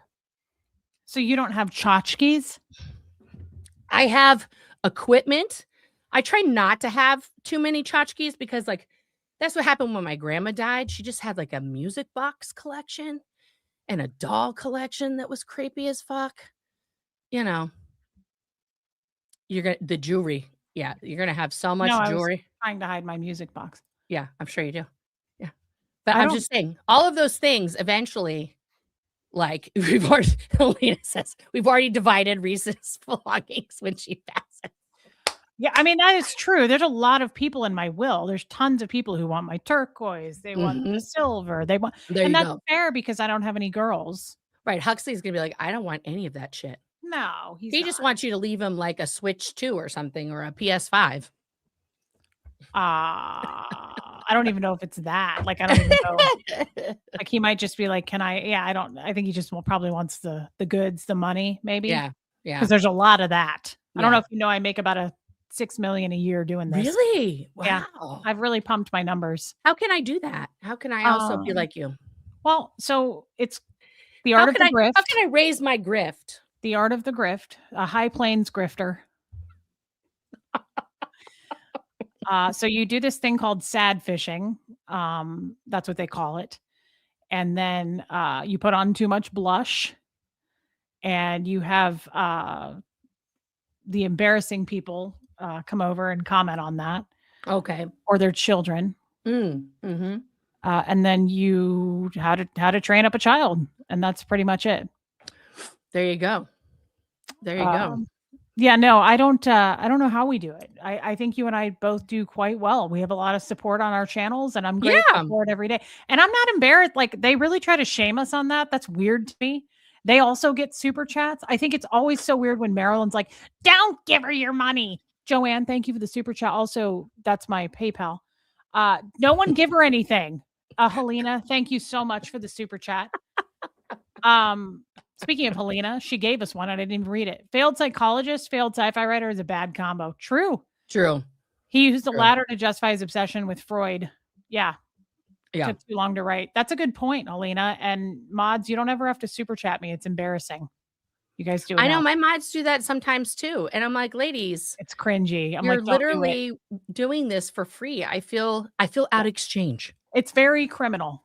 It's a criminal exchange. Criminal exchange. See, these are things that like are embedded in us, guys, that if we take something and we don't give back, it not just the same thing. Like, I took one of your cookies, here's a cookie from me. It's like if I took a cookie from Reese, here's every cookie in my house, Reese. And also I set you up on a subscription that I'm paying for cookies. It's my dad was serious about it, guys. It's a thing. Like you absolutely. My dad would always say, like, don't be out exchange. So I've talked about this many times on my channel, but if you get the worst is something for nothing, for nothing, and that makes you a criminal. So like, that's another just like in our heads. I don't know about you, but it's like when I used to get super chats, I'd be like, please don't. Like our Zoom calls, I still try to talk about. I'm like, you can cancel your membership at any time. Like if you want to, you want me to Venmo you right now? Do you want your ticket? You can get your money back at the door. Right. I'm happy to, like, I don't do that as much anymore because I'm like, they're kind and they want to support us and I'm grateful for it. Yeah. I'm going on year 3 and I still get super chats. And I know that drives the trolls crazy. It makes them, that's their biggest thing is money. They're like, turn off your super chats. Why? Do you go to work for free? Like, I don't know why people want to support us. Thank you, Jen Finberg and Bunny. And it's like, here's the deal. Reese is getting all these super chats right now. I'm totally cool beans with that. Like, cat lover. It's taken a long time because when I used to do streams with somebody else and I wasn't restreaming, I was like, oh, well, I'm just helping this person get super chats and no one loves me. Yeah, but I'm going to return the favor and come on Nora's channel. Yes. And oh my God, JoJo. Thank you. JoJo what? She just did a super chat. Is that JoJo? Yeah, my JoJo. Oh, I see it. Okay, I don't know who this person is. I get the vintage. No, I don't know. Hi. I love look at it's a lamb cake. I know it's adorable. I love it. I love people so much for stuff like that. I can't do that. The giant super chats always shock the shit out of me. Thank you so much. You are allowed, Nancy, and thank you. And Jeannie, thank you. I appreciate it so much, guys. JoJo, love you. We love you a lot. My JoJo. I love you, Lydia. I love JoJo. Guys, and we will return the favor, but you know, that's the other thing is I don't think we could simul stream, but like I just wanted to do this on my channel today. Nora's gonna have a birthday tomorrow. Cranky about it. She's going to get busy. But I wanted to have this talk specifically with my audience with Nora today because I sent your dog cookies a couple weeks ago. I got those. Thank you. Sun Yellow. That's so nice. That's always kind when I don't do the wish list anymore. I think I still have just dog bones. I mean, I have 2 dogs and cats. That's really truly all I need is the bones. I never do this, but when the Lord tells me to do something, I do it. Take my $5. Also, Buffy, you do never do that. And thank you. That was really kind. You never have to do that. Thank you, Linda Gillum. And I appreciate that. This is who we come on for. People who say we're inspiring survivors. I don't, yes, she probably will. Marilyn has it out for me more than anybody I've ever seen have it out for somebody. And she won't answer that question because I asked her. Why does she hate you so much? What the fuck? Did she answer it? No. She pivoted to like this, No. Whole other thing. No, I asked her. Pivoted? Yeah, pivot. Yeah. No way. I know. How unlike her. That's odd. Like, let's point out the facts here. Like, literally, Aaron used Marilyn, Cheryl, Eric, Natalie, Jenna, all of those guys while he was in jail to keep his channel afloat. He had his mods, all those people, the Arkansas Flamingo and and fucking Northern Girl, whoever all the mods are, they are telling people, become a member, up your membership, play his streams 24/7. Here's a playlist with 72 hours of Can you content. Just imagine play. if our people did that Oh my to God. us? We would be in jail. They would literally find a way to put us in literal jail. Like for real. Prison, FBI, attack, right? And then when he SWAT. comes out, he's like, guys, don't do that. You know, and but here's the thing. Where is the I mean, he thanked Marilyn and everybody else in like one big thank you, but it's like, where's your stream, Aaron, defending Marilyn from the big bad wolves who are pointing out truth about her? Where's your I'm sure stream? it's pissing her off. I'm Oh, sure she's building he's up a not lot of coming to your resentment. defense. Did you see? I pointed out yesterday when they went to go protest the judge, I which agree is with the that. dumbest thing. Thank you so much. And Thank you, it's Robin. it's like leaving a tip for waitresses and service people. You're supporting your local stop taking my money. Sorry, Lydia. It's true Yeah. though. It's very, very true. Haggis. Thank Haggis. you, Love you, Haggis. And they are. Thank you. Yeah, no, and here's the thing. I said this with you last week, Nora. Yeah. And I will, Liz, don't worry. I don't care who the hell makes money on here. I don't care that Aaron makes money or you never see me hitting on the money thing. Like you should get paid for what you do. Yeah. I support people who make money doing what they do. So it's always weird to me that they hit the money thing, Yeah. right? Like it's strange. You are too free and loved. Too much for Marilyn. Thank you. I don't recognize your name, but thank you, Selma. Oh, That's really Selma's kind. wonderful. She's fantastic. I love her picture. Thank Yeah. you. No, she's a sweetheart. I never cared about the money thing and tearing down, like calling Aaron a grifter or Marilyn a grifter. Guys, we're all, thank God, we're all allowed to make money doing this. And if you choose to give us money, that's your choice. She takes blankets. Okay, Helena, stop. Stop it. Thank you, Helena. But see, here's the thing. Like they went to go protest the judge. Eric and Cheryl showed up, and Eric on his stream points the camera towards Aaron and is like, hey man, good to see you. Like gets really close to him. And Aaron is literally like, okay, I got to get my camera turned around. Hang on, I'm trying to figure. I still haven't figured this out. Like, who does that? Who is so ungrateful to somebody who literally gave up hours on their own channel to put shit on your channel so that you could make money, get super chats that go to you. You're not giving me anything. And then it can't even be bothered to be like, hey man, thank you. I'm so glad you're here. Like it freaks me out. What? Yeah, that's incredible. That is incredibly kind. Thank you. Thank you, Jeannie. You two are so funny. You're a class act. That is like, I really appreciate the super chat, but that comment really means a lot to me because I don't stream with people. I'm weird about, of course I stream with Tommy, but I'm really weird about streaming with people these days. As you know, I streamed with Natalie and that was horrific and we were not a good match anyway. But I don't stream with ex-Scientologists for a reason. So to say that, it's very validating. It makes me feel some kind of way. Like you have no idea how excited I am to be sitting here talking with Nora, like the big bad Nora, right? And same with me, like evil Reese. We're just two people healing in real time. And I love that we're very matched up that way. I feel like there's nothing I can't say to Nora. Yeah. I don't know about you, Nora. I'm very comfortable with you. Oh, I'm extremely comfortable with you, which is hilarious, guys. Thank you, April. Thank you. Oh, April's so kind.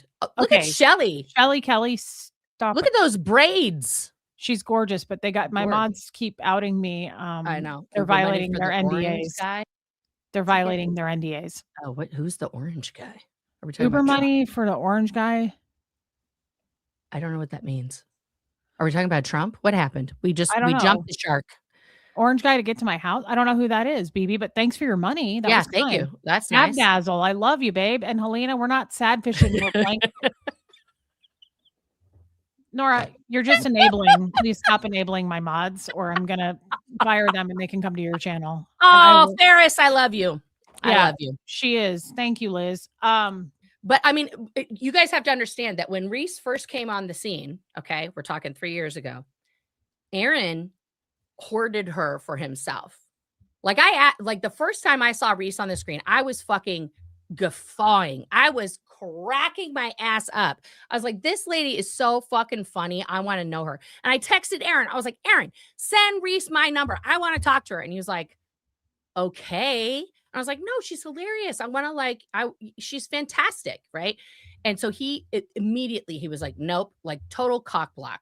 And then it was like Reese got told a bunch of shit about me, like how I didn't like her, how Yeah. I thought what this, that, and the other thing. And I got told the same shit. Guess from who, guys? From Aaron, who did not want us to be friends. He did not want us to know each other. Cause like when you and Sterling would go on together, I was like, you guys are fucking hilarious. Like, I want to come on with you guys. And then it was like, yeah, I wish I had known you then. I didn't really know you until no, we recently. didn't know each other. I think the way it worked, guys, and by the way, I get it now. The orange one is my cat, Oh, Seamus. it's Seamus. Okay, Yeah. good. Thank you. Thank you for that, BB. Now I get it. We're gonna send him to your house. Don't worry. Better together. I know who you are. Now I remember you changed your damn name so much, girl. I love you. Thank you for the super chat. Of course I know who you are. Yeah, I really wish I had known you then, Nora, Yeah. but the way it worked was I texted Nora not that long ago and I said, "Can I call you?" And she was like, "Yeah."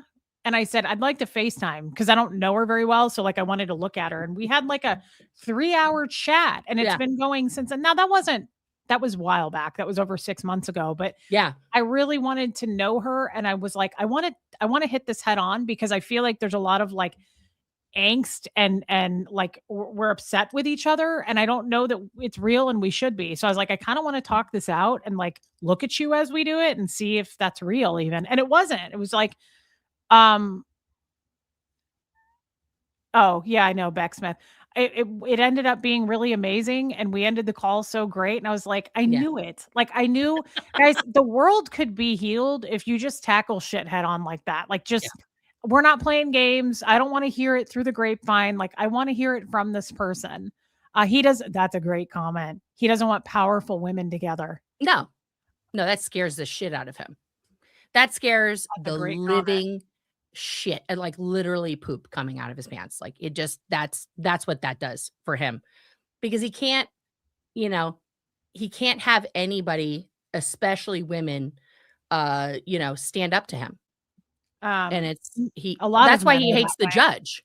But, I mean, like, let's face it, that's why he hates his judge because she saw all of him. She didn't just see what he wanted her to see as this calling himself a journalist, a documentarian, all these ridiculous titles. Uh, he wanted her to see him as this legit victim who is documenting crimes of a group Yeah. that's evil. Um, Well, that's what and Scientology's doing with these speed runs. oh, Like now we're victims, right? Like, and yes, rocks. I'm all about women supporting women, yes. and I'm grossed out when women don't do that these days. I kind of give them more of a pass for men, but women trashing and tearing down other women is such a bummer to me. And so I think that's the reason I was so shocked when Marilyn sent her child to go after a grown, She's like, 28. I mean, she says that in the oh, chat. she is. Yeah, she says, "I'm a 28-year-old I didn't even grown-ass read it all. woman." I didn't even No, read it well, all. here's the part of it, what she said, Thank you, Shelly. I thought was kind of interesting. Love you, Shelly. Um, the video she says, "The video clip you took was when I told one very specific story about the cult. It had nothing to do with my parents' parenting style. I didn't grow up in a locked room. I was raised playing outside and growing up around nature and learning to cook and create and be a productive human being. I would look harder at your own choices. Your 15-year-old blah." And then she goes for Huxley right away. She still hasn't answered my question. She's not going to because Marilyn's gonna be like, "Don't you dare answer Nora's question Right. after What what else she does did." she say? What She's basically like, "You should look at yourself because, you're the problem and her mom isn't the problem." And, it's there was oh, she said, "You need to see a therapist and dive deep uh-huh. into why you are such a miserable excuse for a human being." So she's just like her mom, if that's not her mom. Yeah. But I just said, "We're here for you, and I'm sorry that you've been Explore so some brainwashed." medical testing to find out why you're so red. Oh, yeah, she called me a tomato. Yeah, I'd be mad too if I looked like a human tomato. Like, first of all, you're not red all the time. Number 1. That's like the But lighting and everything even else, guys, you can't this is TV. But even And if I am, like, it shows so much how unhealed and nasty this woman is, just like her mom. So I wrote yeah. back to that comment and I said, "My goodness, look at you go. Raise them right. How to train up a child indeed. Hurt people, certainly attempt to hurt people. Keep going, girly. You must be proud." Like, Yeah. you are just like your mom. The apple doesn't fall far. So all you guys can do is talk about looks and attack. Like, And mental health and, I like, listen, we know we're damaged. Reese and I are the only ones that I know of that are willing to be like, "Yeah, we're fucked up, Briggs, from our it's on upbringing." my channel. She It came on my channel from last night and left Yeah. comments. So No, it's no, it's on. not last night, it's the one from before. It's from 2 days ago, the "You Can't Take It With You" stream from 2 Oh, days okay. ago. I thought it Yeah, was. it's not I last night's. really did not pay so much. I didn't even read every comment she left. Um, but it's sad to me. And just to break that down, like, Yeah. it shows how much trauma and abuse and PTSD is there from her parents hitting her. Mhm, And I think mhm, it's sad that she's coming on going, "They didn't hit me. You got that all wrong." Like, she's like a hostage. It's mhm, sad. It's sad. And then what does she do? She goes to looks, right? She calls me a waste of life, and then she's like, mhm, "And you look like a tomato." That's the best you can do? That's truly a stunted 5-year-old right there to me. It's so infantile. Like, that's mhm. it? That's what we have? That's what your mom told you to write? You look like a tomato? Like, I'm bummed out for you. It's That's also, like, you think that's gonna hurt me? Like, "Oh, no, now I'm in bed for a week. You said I look like a tomato." Like, who are right. you dealing Yeah. with? I Who are don't you think you realize who you're dealing with. I have no emotions or feelings whatsoever, and I will That go is for the untrue, jugular. Reese. That is untrue. Well, I can turn them off. Let's put it that way. I can turn Yes. them off and go for the You jugular. definitely So, have emotions. I do, That's a but nothing burger. that's a nothing. Don't look at that. That's because there's nothing else you guys can be attacked on. Selma, you nailed that. Yeah. I'm depressed every time I see a hater or Marilyn's kid come at me. I always think this is not what I expect on the resume of a hater. Like, if you guys need some master classes in this, like, maybe, you know what, Nora, that's not a bad idea for a channel. Maybe we should teach a master class in, like, how to Like, really go at it. yeah. I don't think I mean, I'll say this. I was I at a love you, cult Barbara Waite. I was at a cult convention in Thank you. 2015 with, and, like, when I say everybody was there, I mean, like, John Atack, Tony Ortega, Jesse Prince, Hannah, Spanky, Tori, like, all of the people. Chris Shelton was there. That's when we were friends still. Um, and we were all like, people came from this professor in Canada to, like, come hear all of us speak about Scientology specifically. And John Atack and some of the old school guys did a demonstration, like, of TRs on the stage. And it was frightening to see that as an audience member and see Yes, that Lindsay. broken down, um, you know, uh, psychologically, and see it in motion, see the parts of it, like, come to be, because it's so automatic. It's so automatic. Like, if somebody said to me, "Okay, you and Reese face each other, let's bull bait," we'd be in it in a minute, In a minute. in a minute, Yeah. you know? Yeah. Yeah, it's a real thing, and so coming Yeah. at me with that, I mean, take as much of a shot as you can because, um, if once it starts getting going enough, I'm gonna eat you. Like, Mhm. be careful because now we're gonna come for you every single day. April, thank you so much for gifting Wow. memberships. Why is that red? I don't It's on know, your it's weird. screen. That's weird. Thank you, April. That's so supportive, guys. I love when you gift memberships. Thank you. Um, it's bizarre to me though that she's just like her mom, so much so that I thought that was her mom Yeah. putting that up. I really thought it was. You didn't think it was. But if it's not, I think they probably came up with those responses together. Either Yeah. way though, my god. Holy fucking apple doesn't fall far from the tree there. That's It's sad to wild. me that the best you can do is attack, and I think this girl has foster kids. Like, Her daughter has foster kids. I mean, here's the deal. Let's be honest. Let's be brutally honest here for a second. Scientologists, ex-Scientologists like us, probably, honestly, unless they are tomatoes better than tofu, that's true. Lydia. Thank you. Go ahead, Nora. Um, the damage that we underwent, and it's not a trauma Olympics, guys. would probably, if somebody psychologically evaluated us prior when we were younger thinking about being pregnant, they'd be like, "You know what? You might wanna skip that. Maybe that's not for you."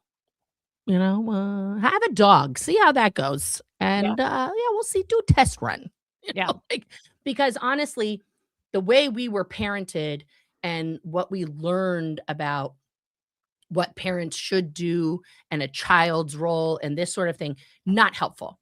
Not helpful to Right. being a good parent, not helpful to, being a good human being, frankly, you know, and I think that was the big moment for me when I really started to break away from Scientology, because I was still very much, even though I left the Sea Org and I almost died and all this shit, I was still very much a Scientologist. Like, I believe these things, you know, trying to figure out the rest of my Scientology life. And when I got pregnant, as the pregnancy went on, I started really thinking about this baby that was inside of me and thinking about everything that had happened in my life. And I went, I don't want any of that for my kid. Like that, having that kid changed me, obviously on a cellular level and everything else. But like that was my come to Jesus moment on Scientology, really was being pregnant. Wow.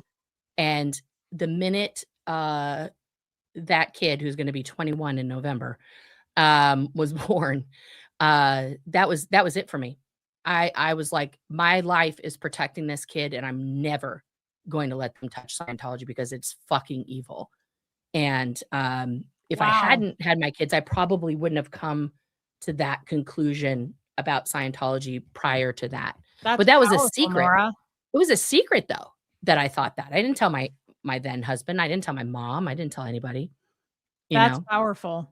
That's amazing. Yeah. So it's someone just said, I don't know. Oh, you learned what not to do. Yes, Joanie. So Yeah. that's the point here. That's Nora has paved a way, right? So that that wouldn't happen to her kids, and she wouldn't treat them the same or expose them to that. That's Yeah. how I felt about Huxley as well. I don't know Mm. that I did a great job, but I will say it's very telling, and it shows a lot to me when the behavior just repeats itself like this. So Mhm. you've got her Mhm. daughter now going, and you're a fucking tomato face and whatever, you're a waste of human life. I mean, that's very Maryland, right? And Yeah. it's sad to me that it's just repeated itself. So that's why I say I feel sad about these foster kids or any kids, Yeah. because it's like, I don't know if you're still applying the same values that you learned, like how to train up a child. Linda Conroy, I don't recognize your name. That Thank is you, a Linda. hell of a super sticker. Thank you so That's much. so kind. That, speaking of Huxley, that helps me and my son. So thank you. I mean, like, here's the deal. The thing that I realized after giving birth to my oldest and my mom was just laughing at me for stupid stuff, is that number 1, no matter what you're brought up in, religion, cult, whatever, nothing, no one, and I literally mean no one Thank you, Linda. has any idea what they're doing as a parent. We're all making it up. We are all literally making it up every day. We create a new rule to solve a problem that's happening, whatever. We're just making it up on the fucking fly. Okay. I don't care how many parenting books you read, none of them prepare you for the moment that you give birth and you have this tiny human who, for whatever reason, human beings are not, birthed able to do jack shit.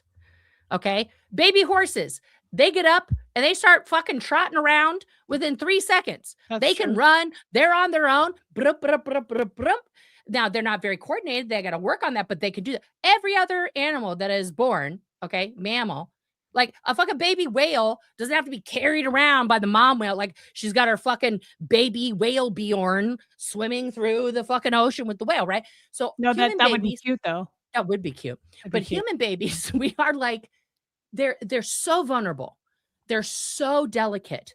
They are so fragile. You know what I mean? Like, and the bond that you create with them, if you are able to breastfeed. I wasn't able to do that, surprisingly, with these boobs. With my first, they just were not, they were like, yeah, no, I don't know. I don't know about that. But with my second kid, it was like I could have fed a village of children. So sometimes that happens. But, you do the bonding when you're with them and the skin to skin, and it's like Yeah. they're a part of you. It's like we innately know that before science told us that every time you become pregnant, that child's DNA, whether you carry that child to full term or not, is inside of you, right? Your DNA is forever changed as a human being, as a woman, with every pregnancy, right? So that bond, that physical organic bond that you have with your kids is crazy, right? It's really a unique thing. And Scientology doesn't talk about any of that. It is so beautiful. Um, that ability to just innately know, like looking at your child, like, oh, they're hungry. Oh, they need True. to poop. They're tired. Like you just know these things. You don't have to, you're not like, excuse me, hello, let's do a session. What do I do with Okay. it? Yeah. What do I feed it? Yeah. Yeah. You have to, it's just it, but you just know these things, right? And Scientology doesn't explore in any way or celebrate in any way, shape, or form the true like beauty of humanity and the true beauty of women in general in birth. It's so mechanical. It's so like, well, you make a baby. And you've done it billions of times. It's not that So who interesting. cares? You've been doing this for so many times on the time track. Lady O, thank you for that. Mhm. And this is a huge comment. They don't want you to bond. They don't want you to bond with your wife, your husband, your kids, your best friend. They No. don't want any of that. There cannot be any kind of bonding because bonding creates secrecy, creates Mhm. things we don't know, creates questions perhaps, right? Like Mhm. they don't want any of that. No. Um so yeah, I'm proud of us for that, Nora. I will say that. I don't feel proud of a lot of things that I've done in my life, but I do think we are better moms and we did not parent the way we were parented. No. I know Yeah. that for a I fact tried for my me. best to not, and that's like the comm lag thing is something that I'm still working on now. And Same. the comm lag thing would also kind of go hand in hand with uh I'm trying to think of like what the real world term is it for it. Like explosive anger, right? Because Scientologists are very, very angry. Oh yeah, 100% baby steps. 100%. Because you cannot have that family bond. 1000%. Yeah, Yes. yeah. No, And they you succeed can't at have it. that bond. Yeah. They succeed at it. I don't feel like I fully bonded with my kid. I wasn't allowed to breastfeed, but I What? definitely Did you do barley no. formula? Oh yeah, I was a Oh, barley I did that baby. too. I did that too with my oldest because I was like, "It's the best. It's natural." But I was shown, thank you, baby steps. I was shown the reference on breastfeeding, how we shouldn't do it. It's very frowned upon because modern women don't have a good diet anyway. So the barley formula is why he came up with it, concocted it. So I was pressured hardcore to not breastfeed and I didn't. And I also just didn't feel there were so many things I wanted to do with Huxley that I was not allowed to do, right? Like just per Dianetics, child Dianetics. And Mhm. so I don't feel like I got to be a real mom that I wanted to be. Like I had this whole same with you. When I got pregnant, I was like, oh my Mhm. God. It was like the first human feeling. I was Right. like, I'm human. Like I'm not a robot. This is real. My body can make a body and feed that Right? body. And it was just such a neat accomplishment. I thought I have all these plans and I didn't Mhm. get to do any of them. So I don't feel like I got to bond much with him. And I think what Baby Step said is true. And I think they accomplish that on a daily basis. They Oh, keep yeah. that's why they break up families because there was no Mhm. bond anyway. It's so easy to that's a great in real time. I just realized Yeah. it's so easy to disconnect. I can do it in a now. I can still go, okay, shut the feelings off. We're done. I'll never speak to you again. I don't give a shit because my dad literally looked at me at 16 and went, "Don't ever call me again and I'm not your dad. Don't ever call me dad. Don't ever call me." So it's so simply done. There was never a bond to break What anyway. happened with that later? Did you guys ever talk again or no? I spoke to him when I was pregnant. We did a chaplain cycle Okay. trying to kind of repair the damage that had been done there. So like I was Was like he still a 24. Scientologist then or no? My dad's been a Scientologist since like 1968. He Mm. still is. So yeah, he's a Wow. hardcore and he's a big whale. But we tried to repair that damage. I was 16 then, and then at 24, we did a Yeah. over the phone. He was in Omaha, I was in Kansas City, and I was bawling, right? I hadn't talked to him, and I just said, I want to know why you don't care about me. You don't care that I'm pregnant. I'm so excited I'm having your first grandson. Like, we haven't Yeah. spoken. And he said on the phone, he goes, "I don't give a shit that you're pregnant. You've been pregnant a billion times." He's like, "Motherhood's not that important. You've done it a billion times." Literally. He was like, "What's important is clearing planet Earth for that kid to even have a future spiritually." Like, Wow. he was like, "I don't give a shit that you're having a baby. You've had a million babies." He was like, "Do you not see that?" And it was heartbreaking. He's What did the so chaplain say? you know who the chaplain was? Was it Dan? Yep. Oh my God. Dan O'Connor was my chaplain. So Fucking hell. he was like, we hung up the phone and I was hysterically crying. Of course. And I remember Dan went, "I think that went really well." They always kissed my dad's ass because he gave millions of dollars. Yeah. So there was never going to be a time where they were like, "Gene, not okay." Right. Like, they weren't going to discipline him. It was always me at fault because he gave so much money. There was no going up against that. But Dan was my chaplain. So yeah, it's just, it makes total sense though, guys. It's another piece I just put together with Nora, that this is why I like doing this with her, because we do this on the phone. We just don't do it in person online. But um baby steps, what you just said sparked so much in me. They don't allow you to bond, which, No. what does that do? That allows you to disconnect from your child like Mhm. that, because there was no bond to begin with. So it's like, "Oh, okay, well, you're not going to do this, then bye." Like, ties cut, tethers cut, right? There's no bonding, which means easy to lose. You weren't you Yeah. It's like having an item to be like, "Oh my god, that, now I have to donate it. There's a big stain on it." It's like, I didn't really like it anyway. I don't care." Right? Like, it's kind of like that. It's like, "Well, I wasn't really attached to it, so we can let it go." It's sad, but that's how people are in Scientology. And I'm still that That's way wild. 100%. That's why I laugh at people like Marilyn or the haters, and they're like, "We're getting to her. Keep up the fair game." It's like, you have no idea how much you're not getting to me. If my dad can leave and go, "Don't ever call me again. I'm not your father." Do you really think some stranger on the fucking internet is going to make a dent in this already dented fucking problematic, like, mental instability? You guys aren't getting there. You're not even scratching the surface. That's why I mean, why that's so wild to me isn't that it's not Scientological. I knew very many Scientologists like that were just like those speeches and things like that, Yeah. which I never understood because, like, my mom, before she had me, had several miscarriages, and they were very traumatic for her. And she was convinced she wasn't going to be able to have a child. And she and my dad got married 3 years before I was born. And so they were trying a lot, I guess is the point. And when the day that she went into labor with me, which was today, actually May 13th, I was almost born Oh, yeah. on Thursday the 13th, but I was born on Friday the 14th. I love that. And she was in labor for 24 hours, and both of us almost died during that birth because my umbilical cord had become wrapped around my neck and my shoulder. So I was like, I joke and say I was like bungee jumping for 24 hours. I wasn't coming all the way out. And she was very insistent on no drugs. She did not get an epidural or anything. She was like, no drugs. And then the doctor was like, I have to do an episiotomy. For those of you guys who don't know what that means they snip the bottom part of your taint to make your whole hoo-ha bigger. So they have to stick things in there. Right. And she's like, no. He's like, I have to give you this shot. It's a local. It's not going to go into Nora. It's fine. And she's like, I don't want it. And he's like, I have to stick these. And he held up like the enormous forceps. I have to stick these into you. And she's like, okay, I'll take the shot. I'll take the shot. Right.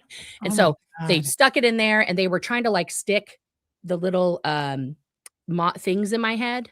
And she didn't want that. And the doctor's like going like this. See, it doesn't hurt. The baby's going to be fine. Right. Because my heart rate like really dropped. And then they brought me out and I didn't cry right away. Right. The baby has to cry so that they know the lungs are clear. And so they were being kind of like rough with me. And then I let out a little sound. And then they put me in they used to put you right in a bath to wash all the, before they had the wipes and stuff. And I smiled. And my mom loves telling this story. She's always like, and I sat straight up and I said, that's not gas. Right. Because they say that babies only smile because they have gas. Right. So that was like, my mom was extremely bonded to me. And there were constant stream of people who were trying to like take me from her, right? Again, she went up to San Francisco to see her mom, and, like, I looked very Asian as a baby, and Asian people would be like, "That's not your baby." Like, people would say that to my mom, like, "That's not your baby." And so she would just get, like, and I didn't come out, like, they had to take me not to the NICU, but, like, to the ward. I was, like, the last baby to come out because, they were really checking on me. They weren't sure if they were gonna put me in the NICU because of all the things that had happened, Right. and so she was, like, really freaking out. So, like, from the moment she finally got to hold me until we left the hospital, like, the bond with her was very much, I mean, like, I can look back at it and go, like, this was a complete trauma bond, like, between me and my mom. We were, from the moment I was born, trauma bonded, and she was constantly frantic. "Where are you? What's happening? Ba, ba, ba, ba, ba." Like, she was like the OG helicopter mom, my mom. Wow. And so, like, and I asked her once about child dynamics. She goes, "Oh, that piece of trash, that's not even written by Ron. That was written by somebody else. It's stupid. I don't think he wrote that." That's like, so you get the full gamut of this stuff. And my mom was very much like a cherry picker. Like, this is true, this is true, this is true. I do this. And the other stuff, I don't know about that. We just don't talk about it, Wow. Yeah. I So, had no idea. I oh yeah. admire that a lot. And then my dad was doing weird stuff, like, he would just put me on the cans and try to put me into past lives and, like, so, like, my early days, like, my dad's doing TRs with me, "Blinkless," and of course, I'd be like, "Fuck," and I'm like, "Daddy, to blink." And he's laughing at me. "Constantine, she's 3. She's gotta blink," Like, my parents were like, it was like they were always arguing over, like, me doing something ridiculous. There was a lot of fighting, a lot of drinking, a lot of, they were very, because there was a period where they weren't really on lines, right? There was this, and then they were, in each other's face, and my sister was born. And so it was just kind of like this wild time, I want to say. And then my dad got back in, my parents got divorced, he dove back into Scientology, and then we lost him. It was like he went to, I'm you know. sorry, Nora. Yeah, I mean, a I'm lot. sorry for the whole thing. That's a crazy It's story. I mean, I had a listen, guys, people are like, "You should write your book." And I'm like, "I think if I write my book, I have to, figure out a way to write it that isn't, I don't know. I was thinking about doing it, like, in a series of, like, poems or something where it's just, like, I can tell these stories and they would be linear and it would be, a very visceral way. So I might do that. It's just some of this stuff, like, my childhood is wild. I spent time at orgs as a kid, bouncing in and out, and then it was like when I was 18, everything came to a full circle because I said yes to, going into the Sea Org and committing myself for a billion years to a fucking cult, and my mom had prevented that so many times. Like, she was known by recruiters. They'd be like, "Oh, her mom's Kathy. Hang up the phone. Like, we're not even dealing with Wow. it." Because she would blow someone's ear off if they were trying to, like, recruit me. I Yeah. had no idea your mom was that cool. She was fucking rad. Like, even when we were in public school, um, she she told people what the fuck was what. Like, she didn't let my sister, she had like a she had like a kidney problem as a kid, and she would wet her pants a lot. And she had this German teacher, and she really was German. She had like the accent, and she was very like "Fuff, fuff, fuff." And my sister asked to go to the bathroom, and she said no. And then she waited. This teacher waited until she peed her pants and then said, "Okay, you can go to the bathroom." And then, of course, my sister's pants are all wet and she's embarrassed. And she made her stand. And this is kindergarten, guys. She made my sister stand in front of the class and said what a piece of shit she was. And she's a bad girl because she doesn't, blah, blah, blah, blah, blah. She's 5. So my mom found out about this because I got my sister to tell me what happened. And I told my mom. And my mom took me and my sister into the office and she's like, "I'd like to see the principal." And they're like, "Oh, no, he's busy." And she's like, "Oh, no, he's not. I would like to see him right now." And so she goes in there and we're sitting in this little office and they had like the lever windows, where it's like slats and you can open and close them Oh, yeah, yeah, yeah, like yeah. that. They were like open and my mom was screaming so loud. at this man about the teacher and that he was going to move my sister immediately to another classroom. Those things were rattling. It was literally, and Sarah and I are just sitting there. My sister and I are just sitting there. We're like, and the lady behind the secretary lady is like, oh my God. I was like, I yeah, wish this had been the German teacher, though, that she was screaming at. the German teacher wouldn't even face my mom. She wouldn't even, but they were going to try and keep her in that class. And my mom was like, are you fucking kidding me right now? You know? Man, that's amazing. I always admire moms like that. That's Yeah. really cool. I mean, that's how I am as a mom. I mean, I with less yelling. But you know, I witnessed a kid bully my kid when he was like in first grade. This bigger kid came right up to him. I saw it across the playground because I was just hanging out with mom friends until they lined up and went in class. And I see him like hulking over my kid, and he took the scarf and the bully took the scarf off my kid, put it on himself, and made like a noose and like pointed at him. That's all I could see.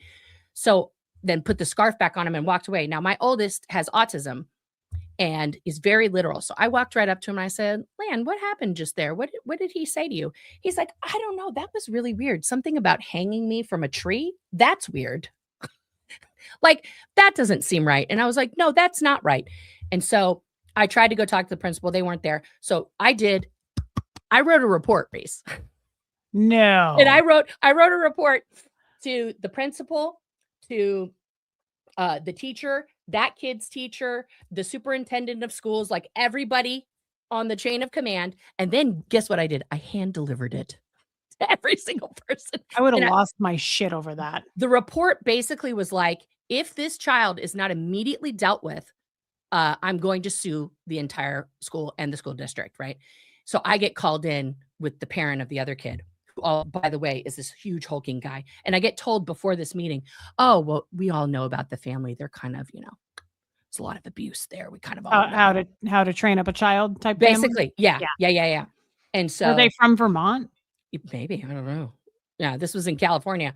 But like this guy just sat there like this, like listening to this whole thing. And then he was like, yeah. And his kid got suspended and he was told that he couldn't go near my kid in the playground or he would get suspended again. That was it.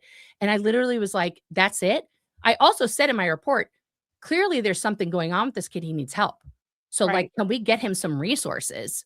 Because someone's going to get really hurt. Like, because I don't want that's also taught. That kind of behavior is fucking taught. Oh no, that kid, yeah. 100%. I mean, he's a bully because he was taught to be. Just, I mean, truly, not to take away from the story, but just like Marilyn's kid, she's that way because her mom taught her to be that way, right? Yeah. That's how she is. Thank you, baby steps.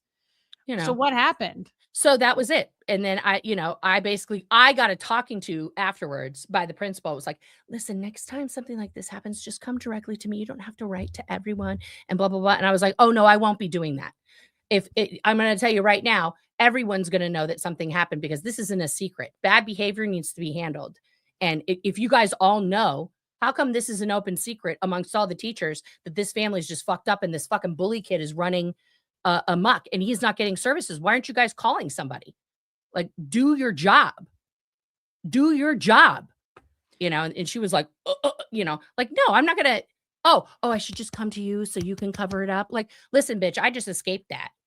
I'm not doing that. That's how we get into so many things. You have to hit it head on.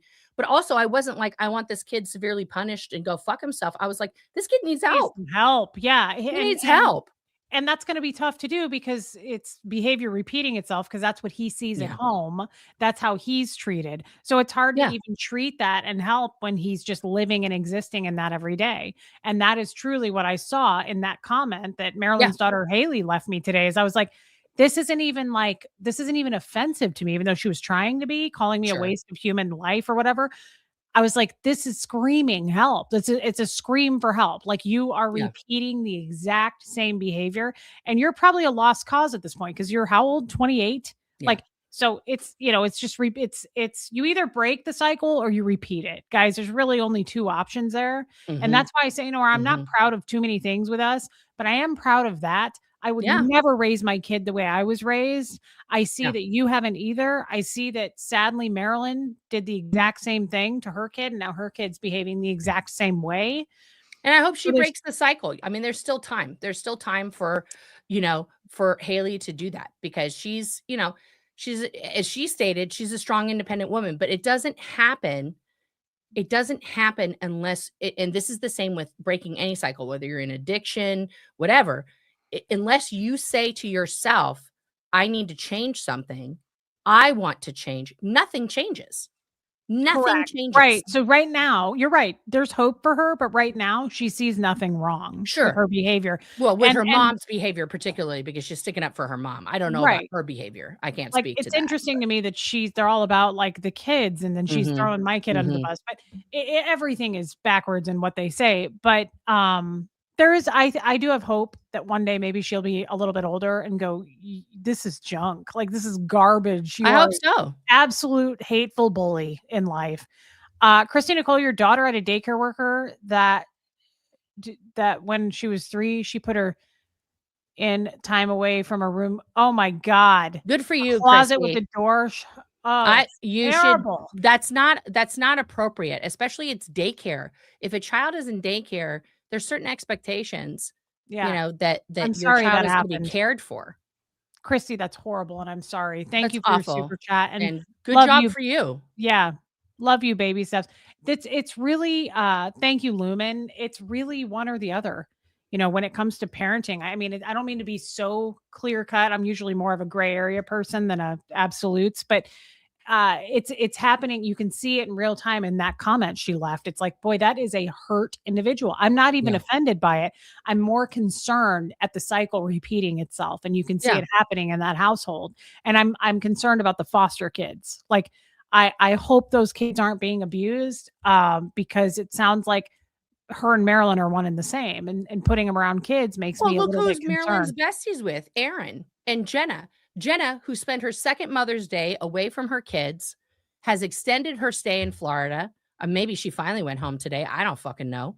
You know, uh, I mean, like, listen, for Mother's Day this year, I decided I was gonna, my kid had like a rehearsal and all this stuff. So we just hung out. We did like, we just did like Netflix.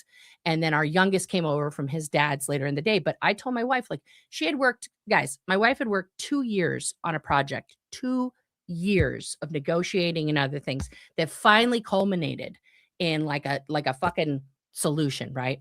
She was burnt, like burnt toast. And I said, babe, for Mother's Day this year, I'm sending you to a hotel by yourself. No dogs, no kids, no me with my CPAP and my fucking carpal tunnel braces on at night. So sexy, guys. So That's sexy. hot.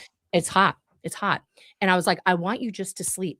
Bring your crocheting, bring your puzzle books, go read, take a nap. Here's a massage. And I sent her for 2 nights. She came back on Tuesday. She was so happy. I said, babe, we're doing this like 3 times a year because you need it. Like Yep. she works like Sea Org hours. I'm not joking. She Yeah. works like 70, 80 hours a week. And I'm like, babe, I want to retire with you. I want to like have our dream is to have, matching purple tracksuits and we're doing mall walking together and we're just the cute little old lesbian couple like power walking with our easy Why spirit wait? shoes. I think you should do it now. I would Um, love to. I would love to. no, But you we know what I talked. mean? It's like, yeah, it's like you have to do that. And so my wife is like, "Well, what about you?" And I'm like, "Babe, I can take a nap any day of the week. I'm here with the dogs all day." Like if I want to I take a nap, I just do it. Nora told me this on Mother's Day. We talked on Mother's Day, and I thought that was such a cool thing she did for her wife. I thought that was really, really selfless and amazing, and just such a good idea. Yeah. To put her away, she can go get a massage, she can go sleep. Yeah. Like, she doesn't want to do all that on Mother's Day. So I thought that was a great idea and very sweet. But Nora, you're living proof. You're doing it. You're doing the work. And back to what you just said about Aaron and Jenna, I don't even really necessarily agree with that because Marilyn hasn't known Aaron and Jenna forever. She's been abusing her kids long before they came along. No, I'm not saying they're the cause of that, but what I'm saying is Who like, she look hangs how around. who she's Yeah, hanging around. Like sure. sinks like, you know what I No, mean? I get that. And it's That like, I don't disagree with, but I like mean, she's are we to believe what Jenna said that Aaron's kids said about him? I mean, I believed it when she said it the first time, where Aaron's kids told her, Oh, I hope he treats you better than he and he treats our treats our mom, mom. Yeah, that you was know? heartbreaking. That was really And the sad. fact that she said that she's seen him scream at Heather and the kids, you know, Yeah. and do the SRAs and shit that we've all been so fortunate to receive from Aaron. It is just a joy and a pleasure, let me tell you. Yeah. Yeah, yeah, yeah. That is sad. And again, like, I don't Yeah. know. And I don't get involved in that. Like, I don't talk about Aaron's kids. I don't know enough about No, Aaron's kids. yeah, But I do see what I see with Marilyn, because she's putting it on full display with her kids, and she's choosing to do that, right? yeah, You choose to do that, just expect the consequences of your actions, right? So yeah, you come over to my channel and you tell me I'm a waste of life and I look like a tomato. If that's the best we can do, that shows me all I need to know about you and how broken you truly are. yeah, And that right there is the product of an abused person right there. Like, you're just recreating that cycle of abuse. And I said to her, "I'm sorry your mom beat you. And you can try yeah, to deny it all you want, but we watched a video of it." And it's sad because you saw her say it was so bad. Like, it was so bad. yeah, She's got her mom trying to back her out of that. And I think that's really fucked up. yeah, And yeah, Marilyn has not shown any remorse or accountability for what happened there. And again, she no. cries on command when it comes to me and you, or the knife hoarder. Remember, she was like, "He Oh may my. not be around much longer." And I thought, well, And then I was like, "Well, when why not?" And then she told me, "Oh, he needs a heart transplant." And I was like, "Wow, that's really sad." And she's like, "Yeah, I don't care." And I was like, "Actually, that sucks." I mean, like, listen, it's known. I think Mike Rinder is an unindicted fucking criminal, and he died without telling all of his crimes.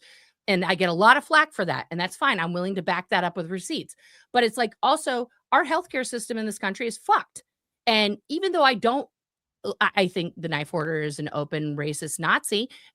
He's a human being, and if he needs healthcare, he should have that right as a citizen, as a tax-paying citizen, to healthcare. And does that make me sad that he might die? No, I'm not going to be sad. I don't know him. He means nothing to me, right? I'm not going to shed talk a about a tear for waste of him. But space. it does suck. It does suck to be in such poor health that you need a heart transplant. That's really fucking serious. I can't imagine what that is to wake up every day and feel that kind of like discomfort and pain in your body and what that does. Like, I can have empathy for that, for the human experience that he's going through. Well, I I think he don't have abused sympathy himself. for him. I think Huh? he abused, according to things I've read, he abused his body very much with Oh, I alcohol and see. drugs. He Okay. has no teeth. He wears dentures. Like, he's Mm. not that old, and he has really abused himself. I don't. I mean, he's probably younger than you then, right? I mean, he's I have no idea how old that boy I is. don't know either. He looks I don't kind know. of ragged, but yeah. He looks very ragged.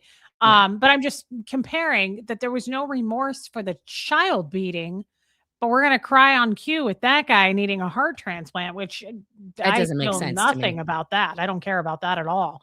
No. I think he's pure evil, but Oh, I agree. I think that his purpose in life right now is to demean you and to try yeah, and make you feel the same way about you that he feels about you, yeah, right? And that's never the gonna thing happen. that's wrong with these people, is that, like, you know, people come at me all the time. "You're so negative. You're so jealous of Aaron. You're so this, that, and the other thing." And it's like, no, listen, guys, facts don't have feelings. Truth doesn't have a tone scale. Okay. It's not, truth isn't happy, sad, mad. It's nothing. It just is. Okay. This is a water bottle. That's truth. There's no like e- emotions with that. Right. Correct.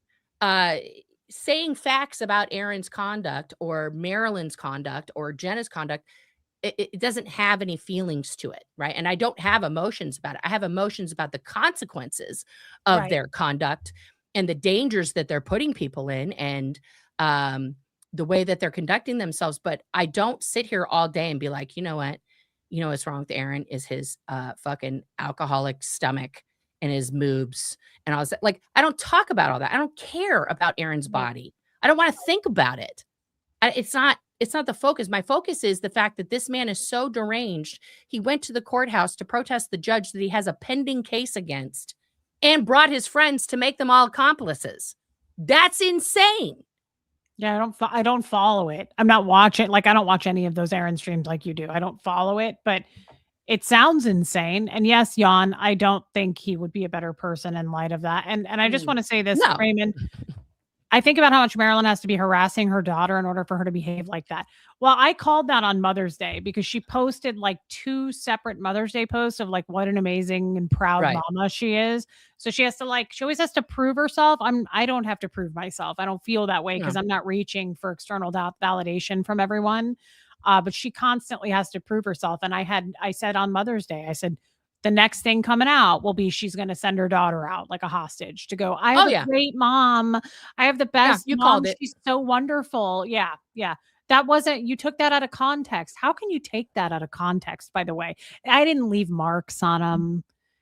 They just laugh about it. Like that's there's really only one way to see that. There's no way Yeah. to kind of spin that. In my opinion, I don't um I'm bummed out that her daughter, if that's her daughter, I'm still not convinced. I think that could be Marilyn saying it, telling her what to say. But the whole You and I disagree on this. I think that's absolutely her. Because I would have had the same reactionary shit if somebody came for my mom. But like I said, my mom was not, she spanked the shit out of me when I was a kid. Like I got so many spank. One time she spanked me with a switch from a tree and gave me welts. And I had to sit on a special pillow. She made me brownies though, because she felt really bad about it. I never got hit. You never got hit? Oh, congrats. Yeah, no, my mom was big and she had like her hands. It was funny because I thought about her hands when I went and saw her for like early Mother's Day, like our birthdays, all the things a couple weeks ago. And I had a headache and I was like, Ma, could you just like just push on my head and like, my sinuses were hurting. And she put her hands on my face. And it was like instantly I was back in childhood. Like if I were sick, I just remember like her hands coming, touching me would make me feel better. But I also remembered at the same moment, like how her hand felt like slapping my ass, my bare ass when I got in trouble for something, you know? And I Did laugh about it now because it's like, my mom was doing the best that she could. I was a wild child, I would just, yeah, so there's spanking, right? There's a lot of people got spanked. I know yeah, that's a thing, and I know kids probably still get spanked. And yeah, yes, Amy M, I agree with this very much. But there's my question is this went way past that, right? So she said in her yeah, words, my parents locked me in a room all day. They yeah, separated me from my brothers or my brothers. I think she only has brothers. They yeah. separated me. They took all my toys, and she said her words. She left me all day crying, That's crazy. wondering if like to me, so that's different than like I still would never spank Huxley. I don't believe in that. But that's taking it way further with the Oh, abuse. yeah. So that's also you're neglecting now. You're abandoning the kid. The kid's Mhm. in a room crying, calling for you, right? That's wild. Um, right. So that's a little bit like a lot to me, taking it a step further to abuse that child and Mhm. the smile on her face about it and how she just didn't Yeah, feel anything about it. She's trying to spin this any which way she can to go, I'm not a bad mom. I didn't do it. I didn't even lay a hand on him. It's like the long con. She's loving to like, I'm responsible for that. I'm not sitting here trying to get out of it, right? But she cannot. Yeah, the hot sauce. She poured hot sauce down these kids' throats yeah. to punish them. Oh my That god, T.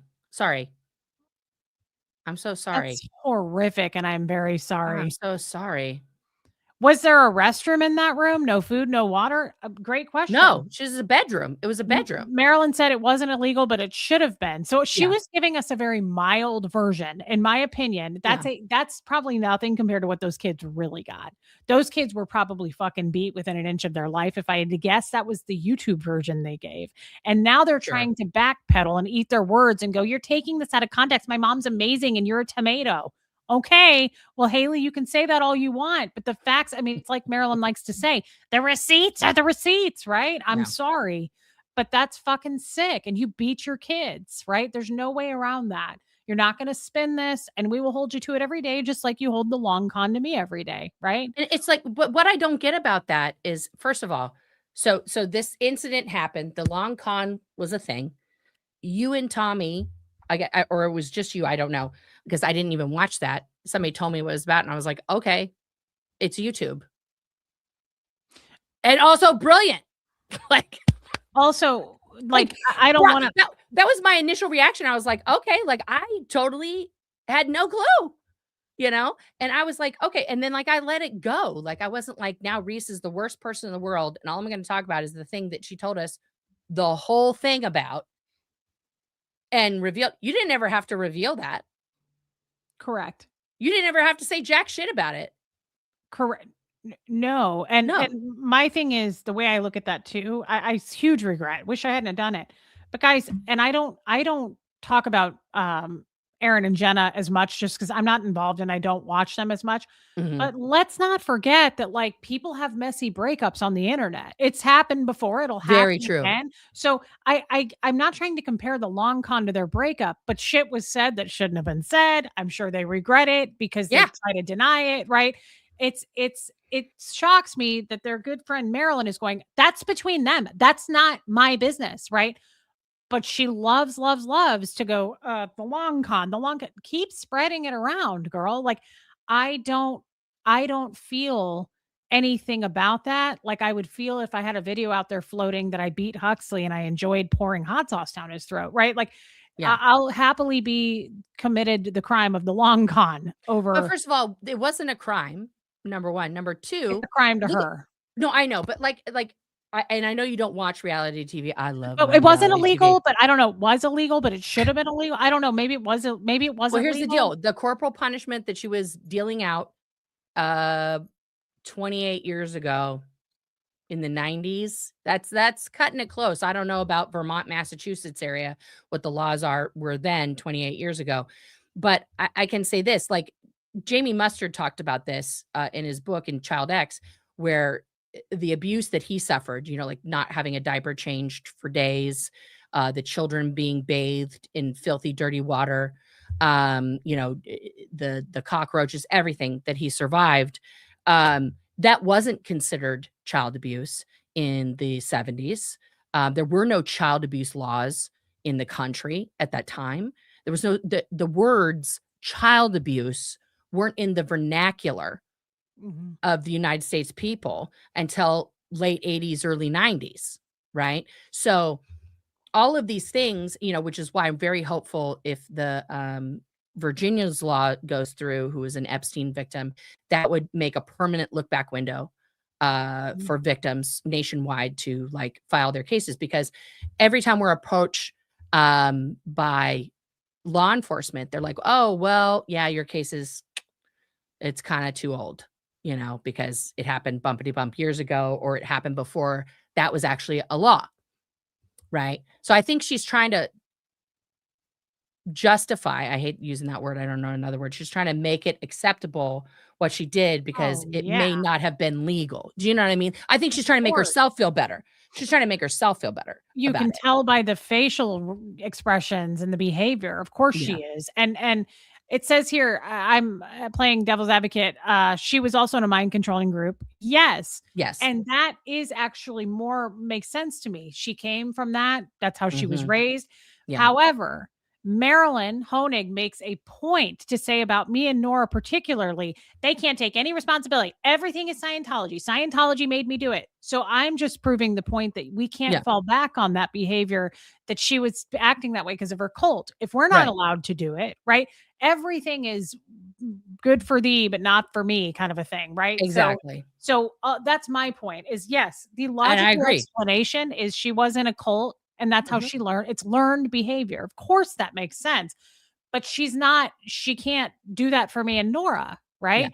And again, the long con, you just keep playing that, girl, because I would rather be known for that than beating my children. And then Yeah. sadly putting up posts going, I'm such a good mom. I'm such a good mom. Oh, and here's my child saying you're ugly and fat and gross and you're a waste of space. Like Apple doesn't fall far there and nothing's changed. And I think that's sad. The behavior is continued. You guys are Yeah. both evil and hateful, and that's a shame. And I hope that your daughter figures that out.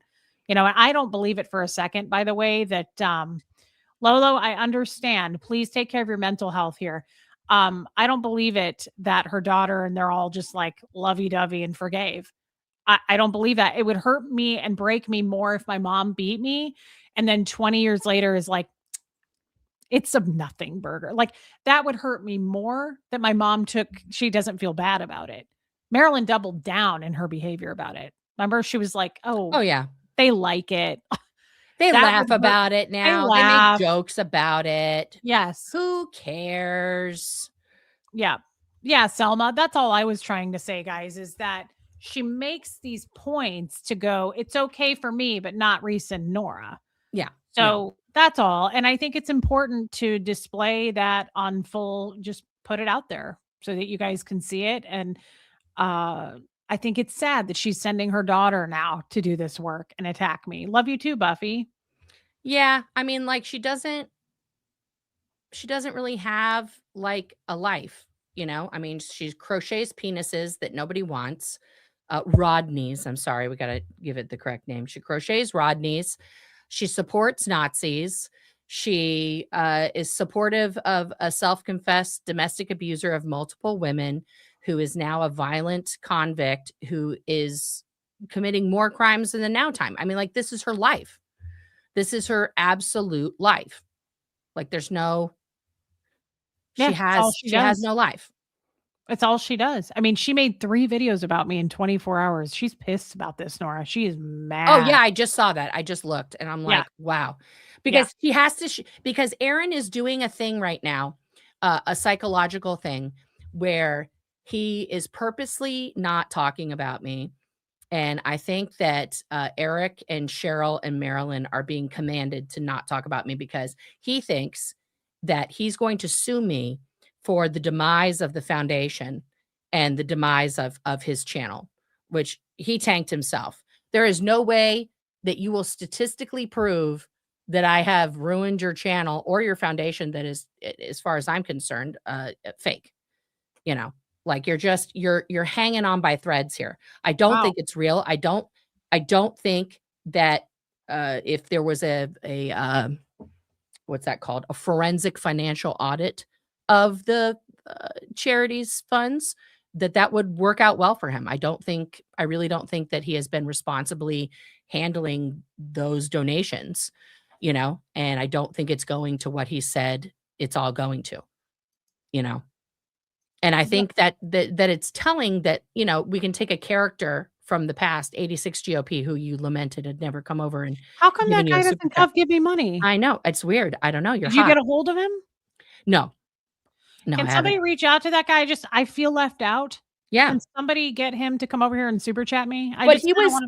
yeah, I mean, he was Aaron's biggest donor. He was Aaron's friend. He gave a lot of money directly to the foundations.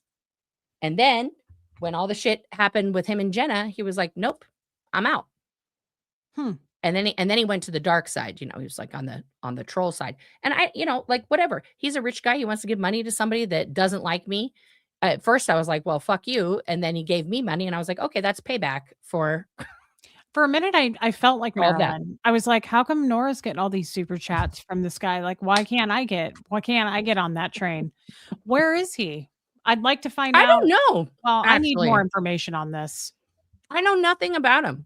That dude dropped some big money. Like, why can't you Mhm. come over to Relatable Reese just once and give me like $100? Just that's it. That's all I'm asking. Yeah. I mean, I've said it a million times. If he wants to sue me, go for it. I would love for that to happen. And I can't wait for all the disclosure. You want to see every email I sent to the DA during your case? Great. I don't have a problem with that. I'll send them to you right now. I don't give a shit. Well, we don't know that he's gonna do that. Oh, he's been threatening it for years. The bankruptcy thing didn't work. So now he's gotta, you know, he's gotta come for, you know, Eric's like, "We're taking your house." And I'm like, "Who says that? Hmm. You're taking my house, you're gonna pay for it. You can give me the money for it. You can have it if you pay Yeah, me." you can't just take shit like that. That's not how You that know, works. what are you Yeah. gonna file? You're gonna file a lien on my house illegally? I will fucking end you.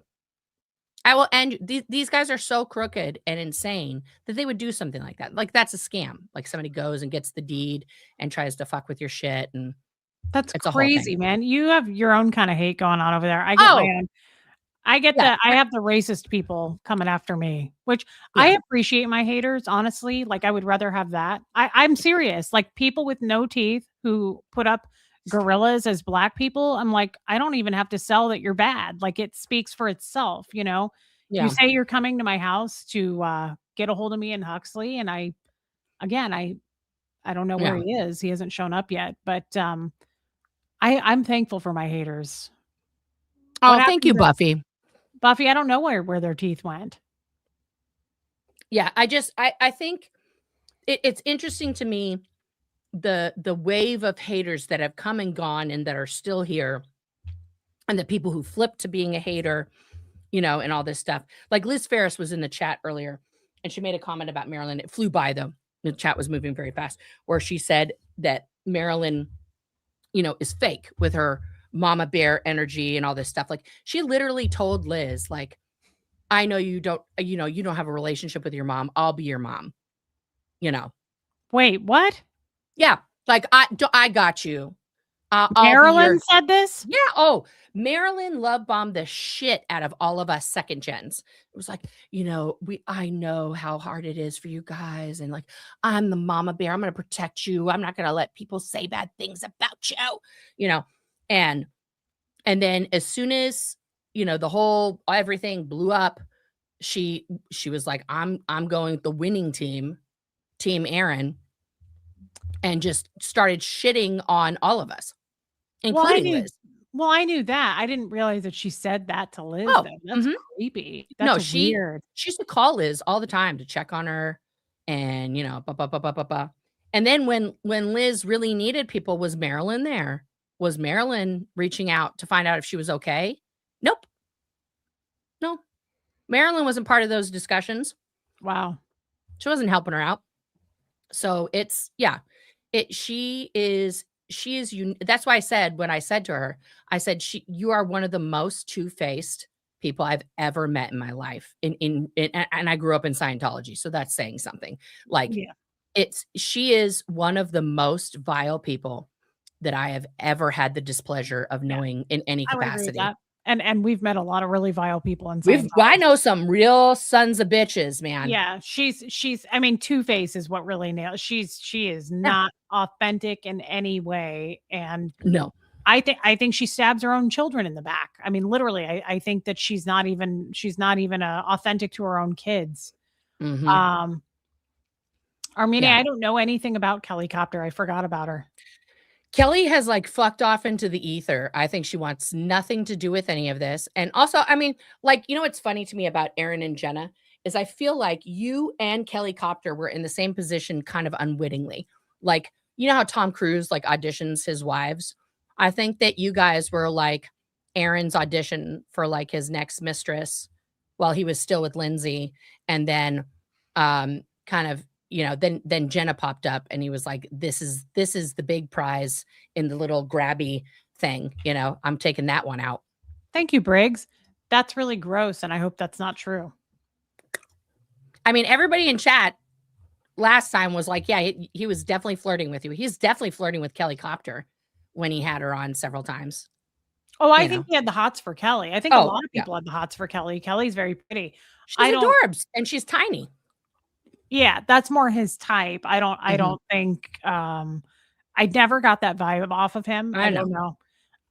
But I certainly didn't do it back. I didn't. No, that wasn't your vibe with him. No, but I also didn't get it from him. So I don't know. But I also think you didn't see it. It was happening, but you were like, Marilyn is dying to fit in with somebody, anybody. Mm-hmm. Well, remember, she first came totally baby reindeer for fucking Mike Rinder and all them. Sent them penises. Sent them crocheted Xenus. I'm not surprised about that. Mike Rinder spotted her a million miles away. Kelly Copter edited the Tommy Khan intro for Marilyn. That doesn't surprise me at all. No, that's her thing, is editing. She is a talented editor. I'll give her that. But she's on the wrong fucking side of history, man. Andrew Gold is basically disconnected, I guess, from Aaron. Everybody that he's ever been friends with. Aaron told me the story of that when I was in Clearwater, and I'm never going to share it. I'm never going to share it. Not publicly. Nope. There was a lot of details to that, and I will never share that publicly, but that's a doozy. But that's something, that's another thing. It's like, I don't do the drama thing, and I'm not going to get into it, but I was blown away when he told me. I was like, oh, holy, because they were really close friends. Yeah, because he bragged about it. It's a brag. It's like when you and I talk and we're talking about like shit that's going on and shit that's reminded us of and stuff. It's like we're feeling that. It's something that's happening to us actively, and we're trying to like work through it. Like, why is this chaos happening, right?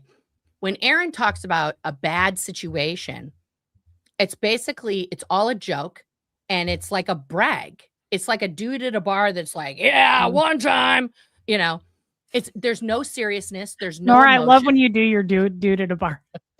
Remember when you did that about the goot guy the other day when we were on the phone? What did you say? God, I wish I could remember. I Oh, said, when "You I was fat." doing my imitation of knife order, well, fuck myself in the ass with a hot poker. It's Tuesday. I have to get a really long beard to do That's him. right. He starts every stream with fuck blah blah, like fuck something. It's Yeah. yeah. Fuck It my flaps and call me Reese. Yeah, yeah, yeah, but yeah. also like when he says stuff like that, is he referring to your labia or is he trying to talk about like your whole body? Because I don't think he's actually ever seen a vagina. I don't think he's seen labias. If he's referring to them as mud flaps, that's I don't know. What are you looking at? I That's don't know. I wasn't concerned. I'm not sure either. We could see if we could bring him on to ask, but I'm curious.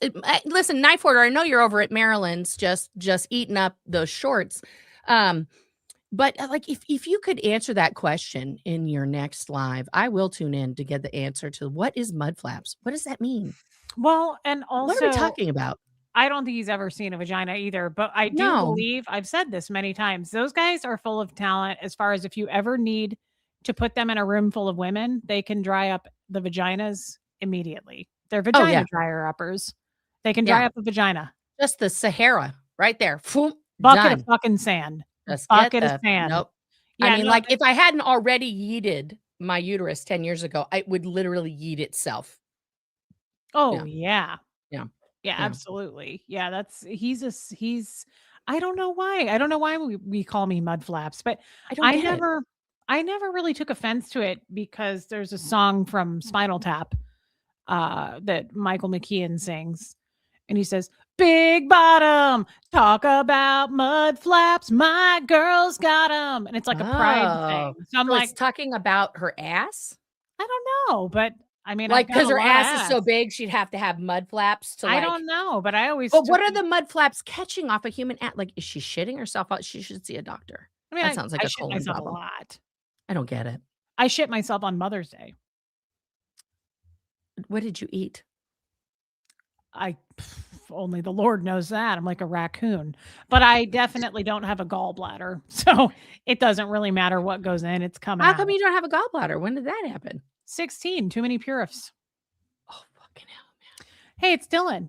Mud flaps, I like how he comes into word clear for us. Slang refers primarily to the mud flap girl silhouette, a 70s icon of a sitting woman Right. found on trucks. She's hot, the mud flap girl. So is he saying that you look like the trucker pinup girl on I the think they cars? slap the ham to me. I think they do. I think they do. You're hot, Reese, obviously. They Come and on, they c stop. Go say on. yeah, but I mean, like, I mean, I can only imagine what that, supreme race, animal husbandry wife looks like. I don't know. I are they married? These guys, are they married? Tom, the knife hoarder, lives in his mother-in-law's house. So I'm not. Mm. Yes, he does videos from his car or her car. Oh, Um, yeah, wonderful. he doesn't have a computer, so he does his 6-minute videos from her car. Um, and then the other guy, I can't imagine that anything would marry that. Yeah, Uh, he seems very lonely. he seems single. Yeah, He comes off to me as he's got a single vibe. yeah. Yeah. It comes off to me as the, like, guy driving the windowless van in the neighborhood that the kids are running from. For That's sure. it's that kind of a vibe. And yes, somebody asked in the chat, I did have a hysterectomy. I'm gonna say this to anybody who gets that. They tell you to rest for 6 weeks. Do that. Do not do things. I tried to get up and like make breakfast for my family. I was like, I'm gonna make breakfast. I'm fine. I walked 6 steps to go pee, and then I slept for 7 hours. Don't do things. Also, please make sure that whoever is picking you up to take you home make them make sure that you are fully conscious and understand the medication, and also that yeah, that you can You're go pee scaring before me. you leave. No, here's what happened. Okay. And bless him, he gave me 2 kids, my ex-husband, but this is also why I'm massively gay. So my mom, I thought, was coming to pick me up. Now, when I go under anesthesia, guys, I can burn it off really quick, and sometimes it seems like I'm lucid, like I will talk, but I'm not there. So I remember getting they're like, "We're giving you a sedative before we get to the operating room." And I was like, "Oh, okay, yeah." Oh, and I start talking to the nurses like, "How are you guys?" That's it. I remember being wheeled into the operating room. Then these flashes of like people coming in, "How are you doing?" Blah blah, and then just out, and then like getting dressed, like somebody helping me into my bra and my clothes, and then out and boom boom boom. And I kept saying, "Where's my mom? Where's my mom? Where's my mom?" And then finally someone's like, "Okay, get in this wheelchair. Your husband's here to pick you up." And I was like, "No, where's my mom?" And he's just wheeling me out. I'm super nauseous. I'm freaking out. And they gave me these pills that I didn't understand it, but it didn't help me to pee. And I couldn't pee for like several hours. So I had to go to the emergency room and they had to insert a catheter. And yeah, that's fun after you've just had surgery. And then I had to wear the catheter for like 2 weeks, and that was upsetting. And yeah. So my wife is very, she tells the doctors up front, first of all, she's going to talk to you. She's not there. Okay. Just wait for me to come back here, and you tell me the things. Here's the medicine. And I took the medicine wrong. I thought it was a pain pill. It was like it's like a pill that you take that's supposed to like do something with the bladder. And so it like disabled my bladder. Oh my God. It was a whole thing. So all I say is if you're going to go have a surgery, even that, which I don't understand why that's an outpatient surgery and they just send you home that day. But make sure the person picking you up is very good at remembering instructions. Will write stuff down. Will make sure that you're okay to leave. My wife doesn't let me leave somewhere if I'm not like good. Like she can tell if something, she's like, "Nope, you got to go check it." Yeah. So yeah, the aftercare for that was very Dang, Nora, lacking. that's horrible. No, I went through a whole thing. I had a catheter in for 2 weeks. Um, Oof. and I said to this day, because of that, I have to like, squeeze the pee out, like I had to lean over and stuff. So it's fun being a woman. It's fun. Mm. It's lovely. But I haven't had a period for 10 years, so I'll take it. You know, Yeah, there's no, there's no, no. trade-offs.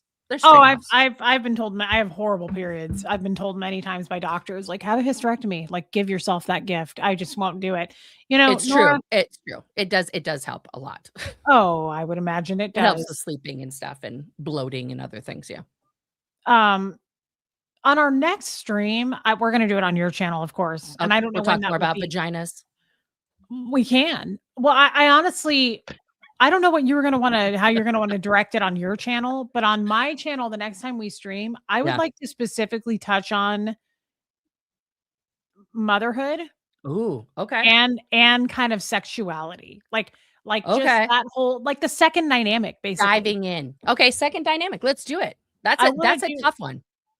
I would like to do the second dynamic. Now, guys, in Scientology, the second dynamic is the rearing of children and the spouse. So they call it the 2D. So like your husband or wife, boyfriend or girlfriend is your 2D, your second Mhm. dynamic. Mhm. So I would like to just female to female, I would like to Yeah. discuss kind of your take on we touched a little bit on motherhood today, which was one of my favorite parts, just hearing about how you did things.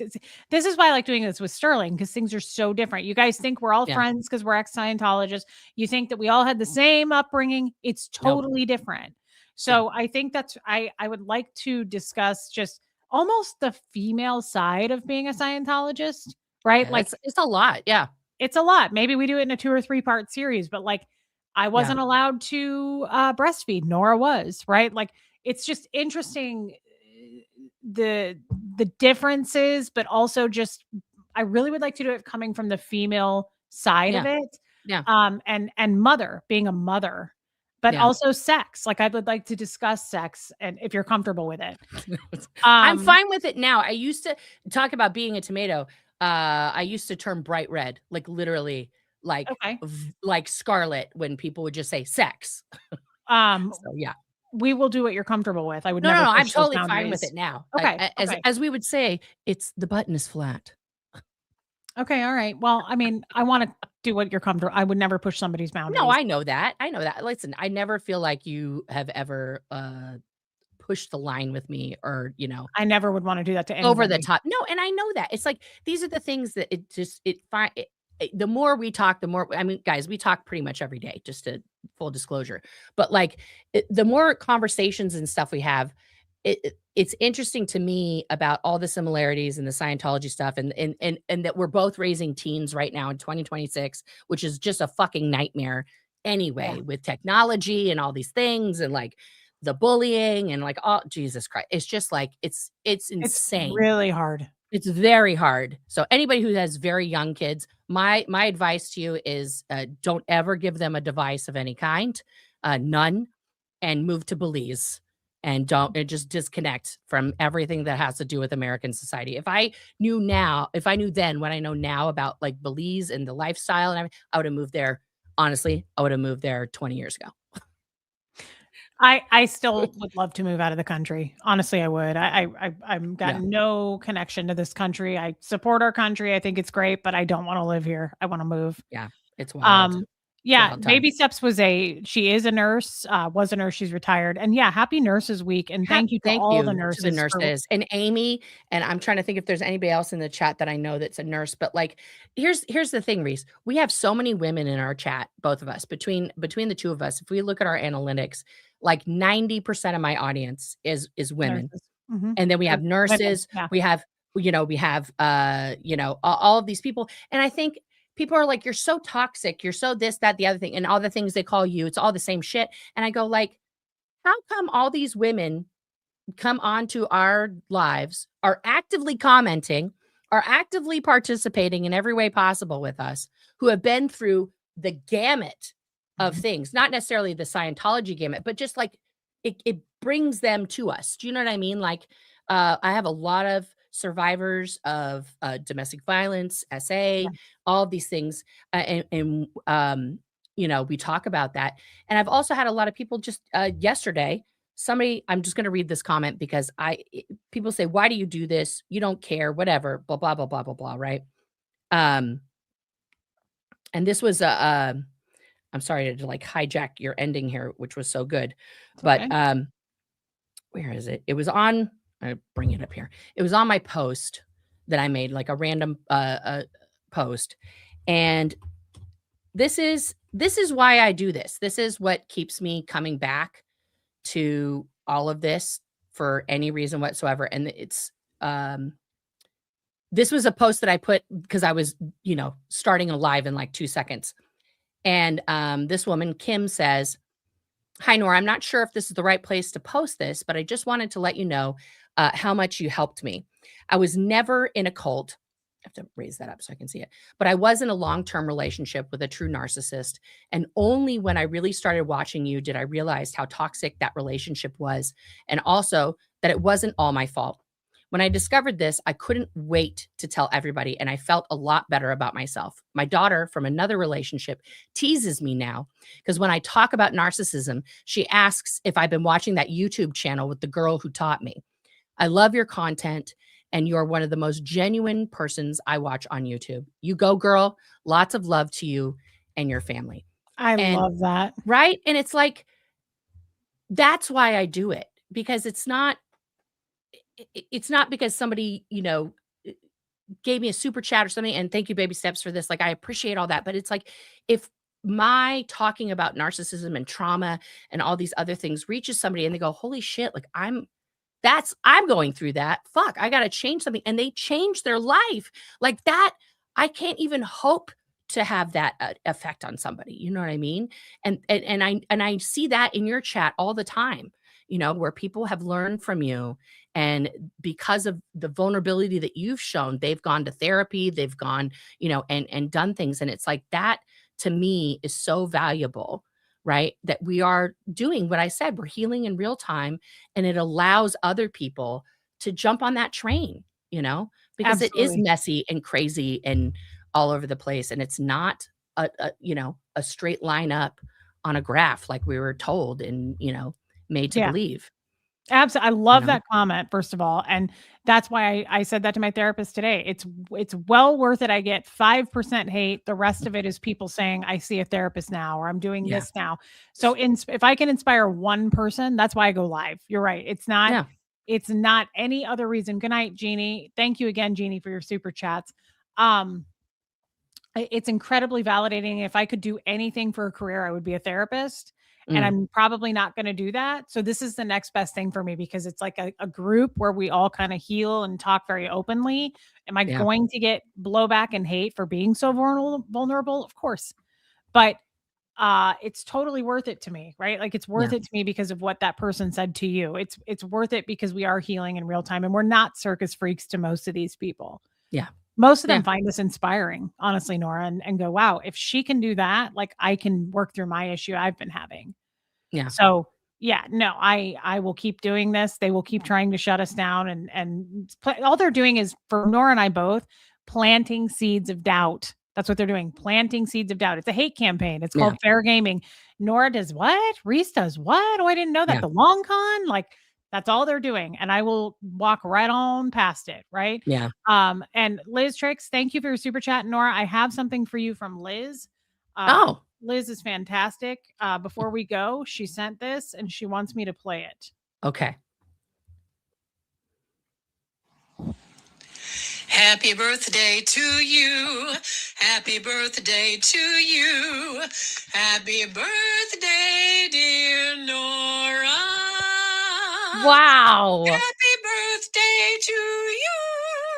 Oh, thank you. Liz sang in a choir. She's got pipes. Wow. She sings in my Zoom call every month. She's amazing. Yeah, I love Liz. Thank you, Liz Tricks. That was beautiful. I love her voice. That was amazing. Yeah, it's amazing. Guys, tomorrow is Nora's birthday. Happy birthday to Nora. And Nora, this was a great talk. It was very open. I'd like to do more of this. If you're up for it, I mean, maybe we can do this once or twice a month, or however often you want to do it. I just, I appreciate coming over to my channel. I will come over to yours next time. I wanted to do this talk here because my audience, this is what we talk about all the time, but it's so much more powerful to me to do it with another woman, but an ex-Scientologist. So I don't F with ex-Scientologists, as you know, and I make an exception here because I really enjoy the healing that goes on. Yeah. And just these people in this audience, I appreciate you guys so much. I've been reading comments throughout, and you guys are very supportive.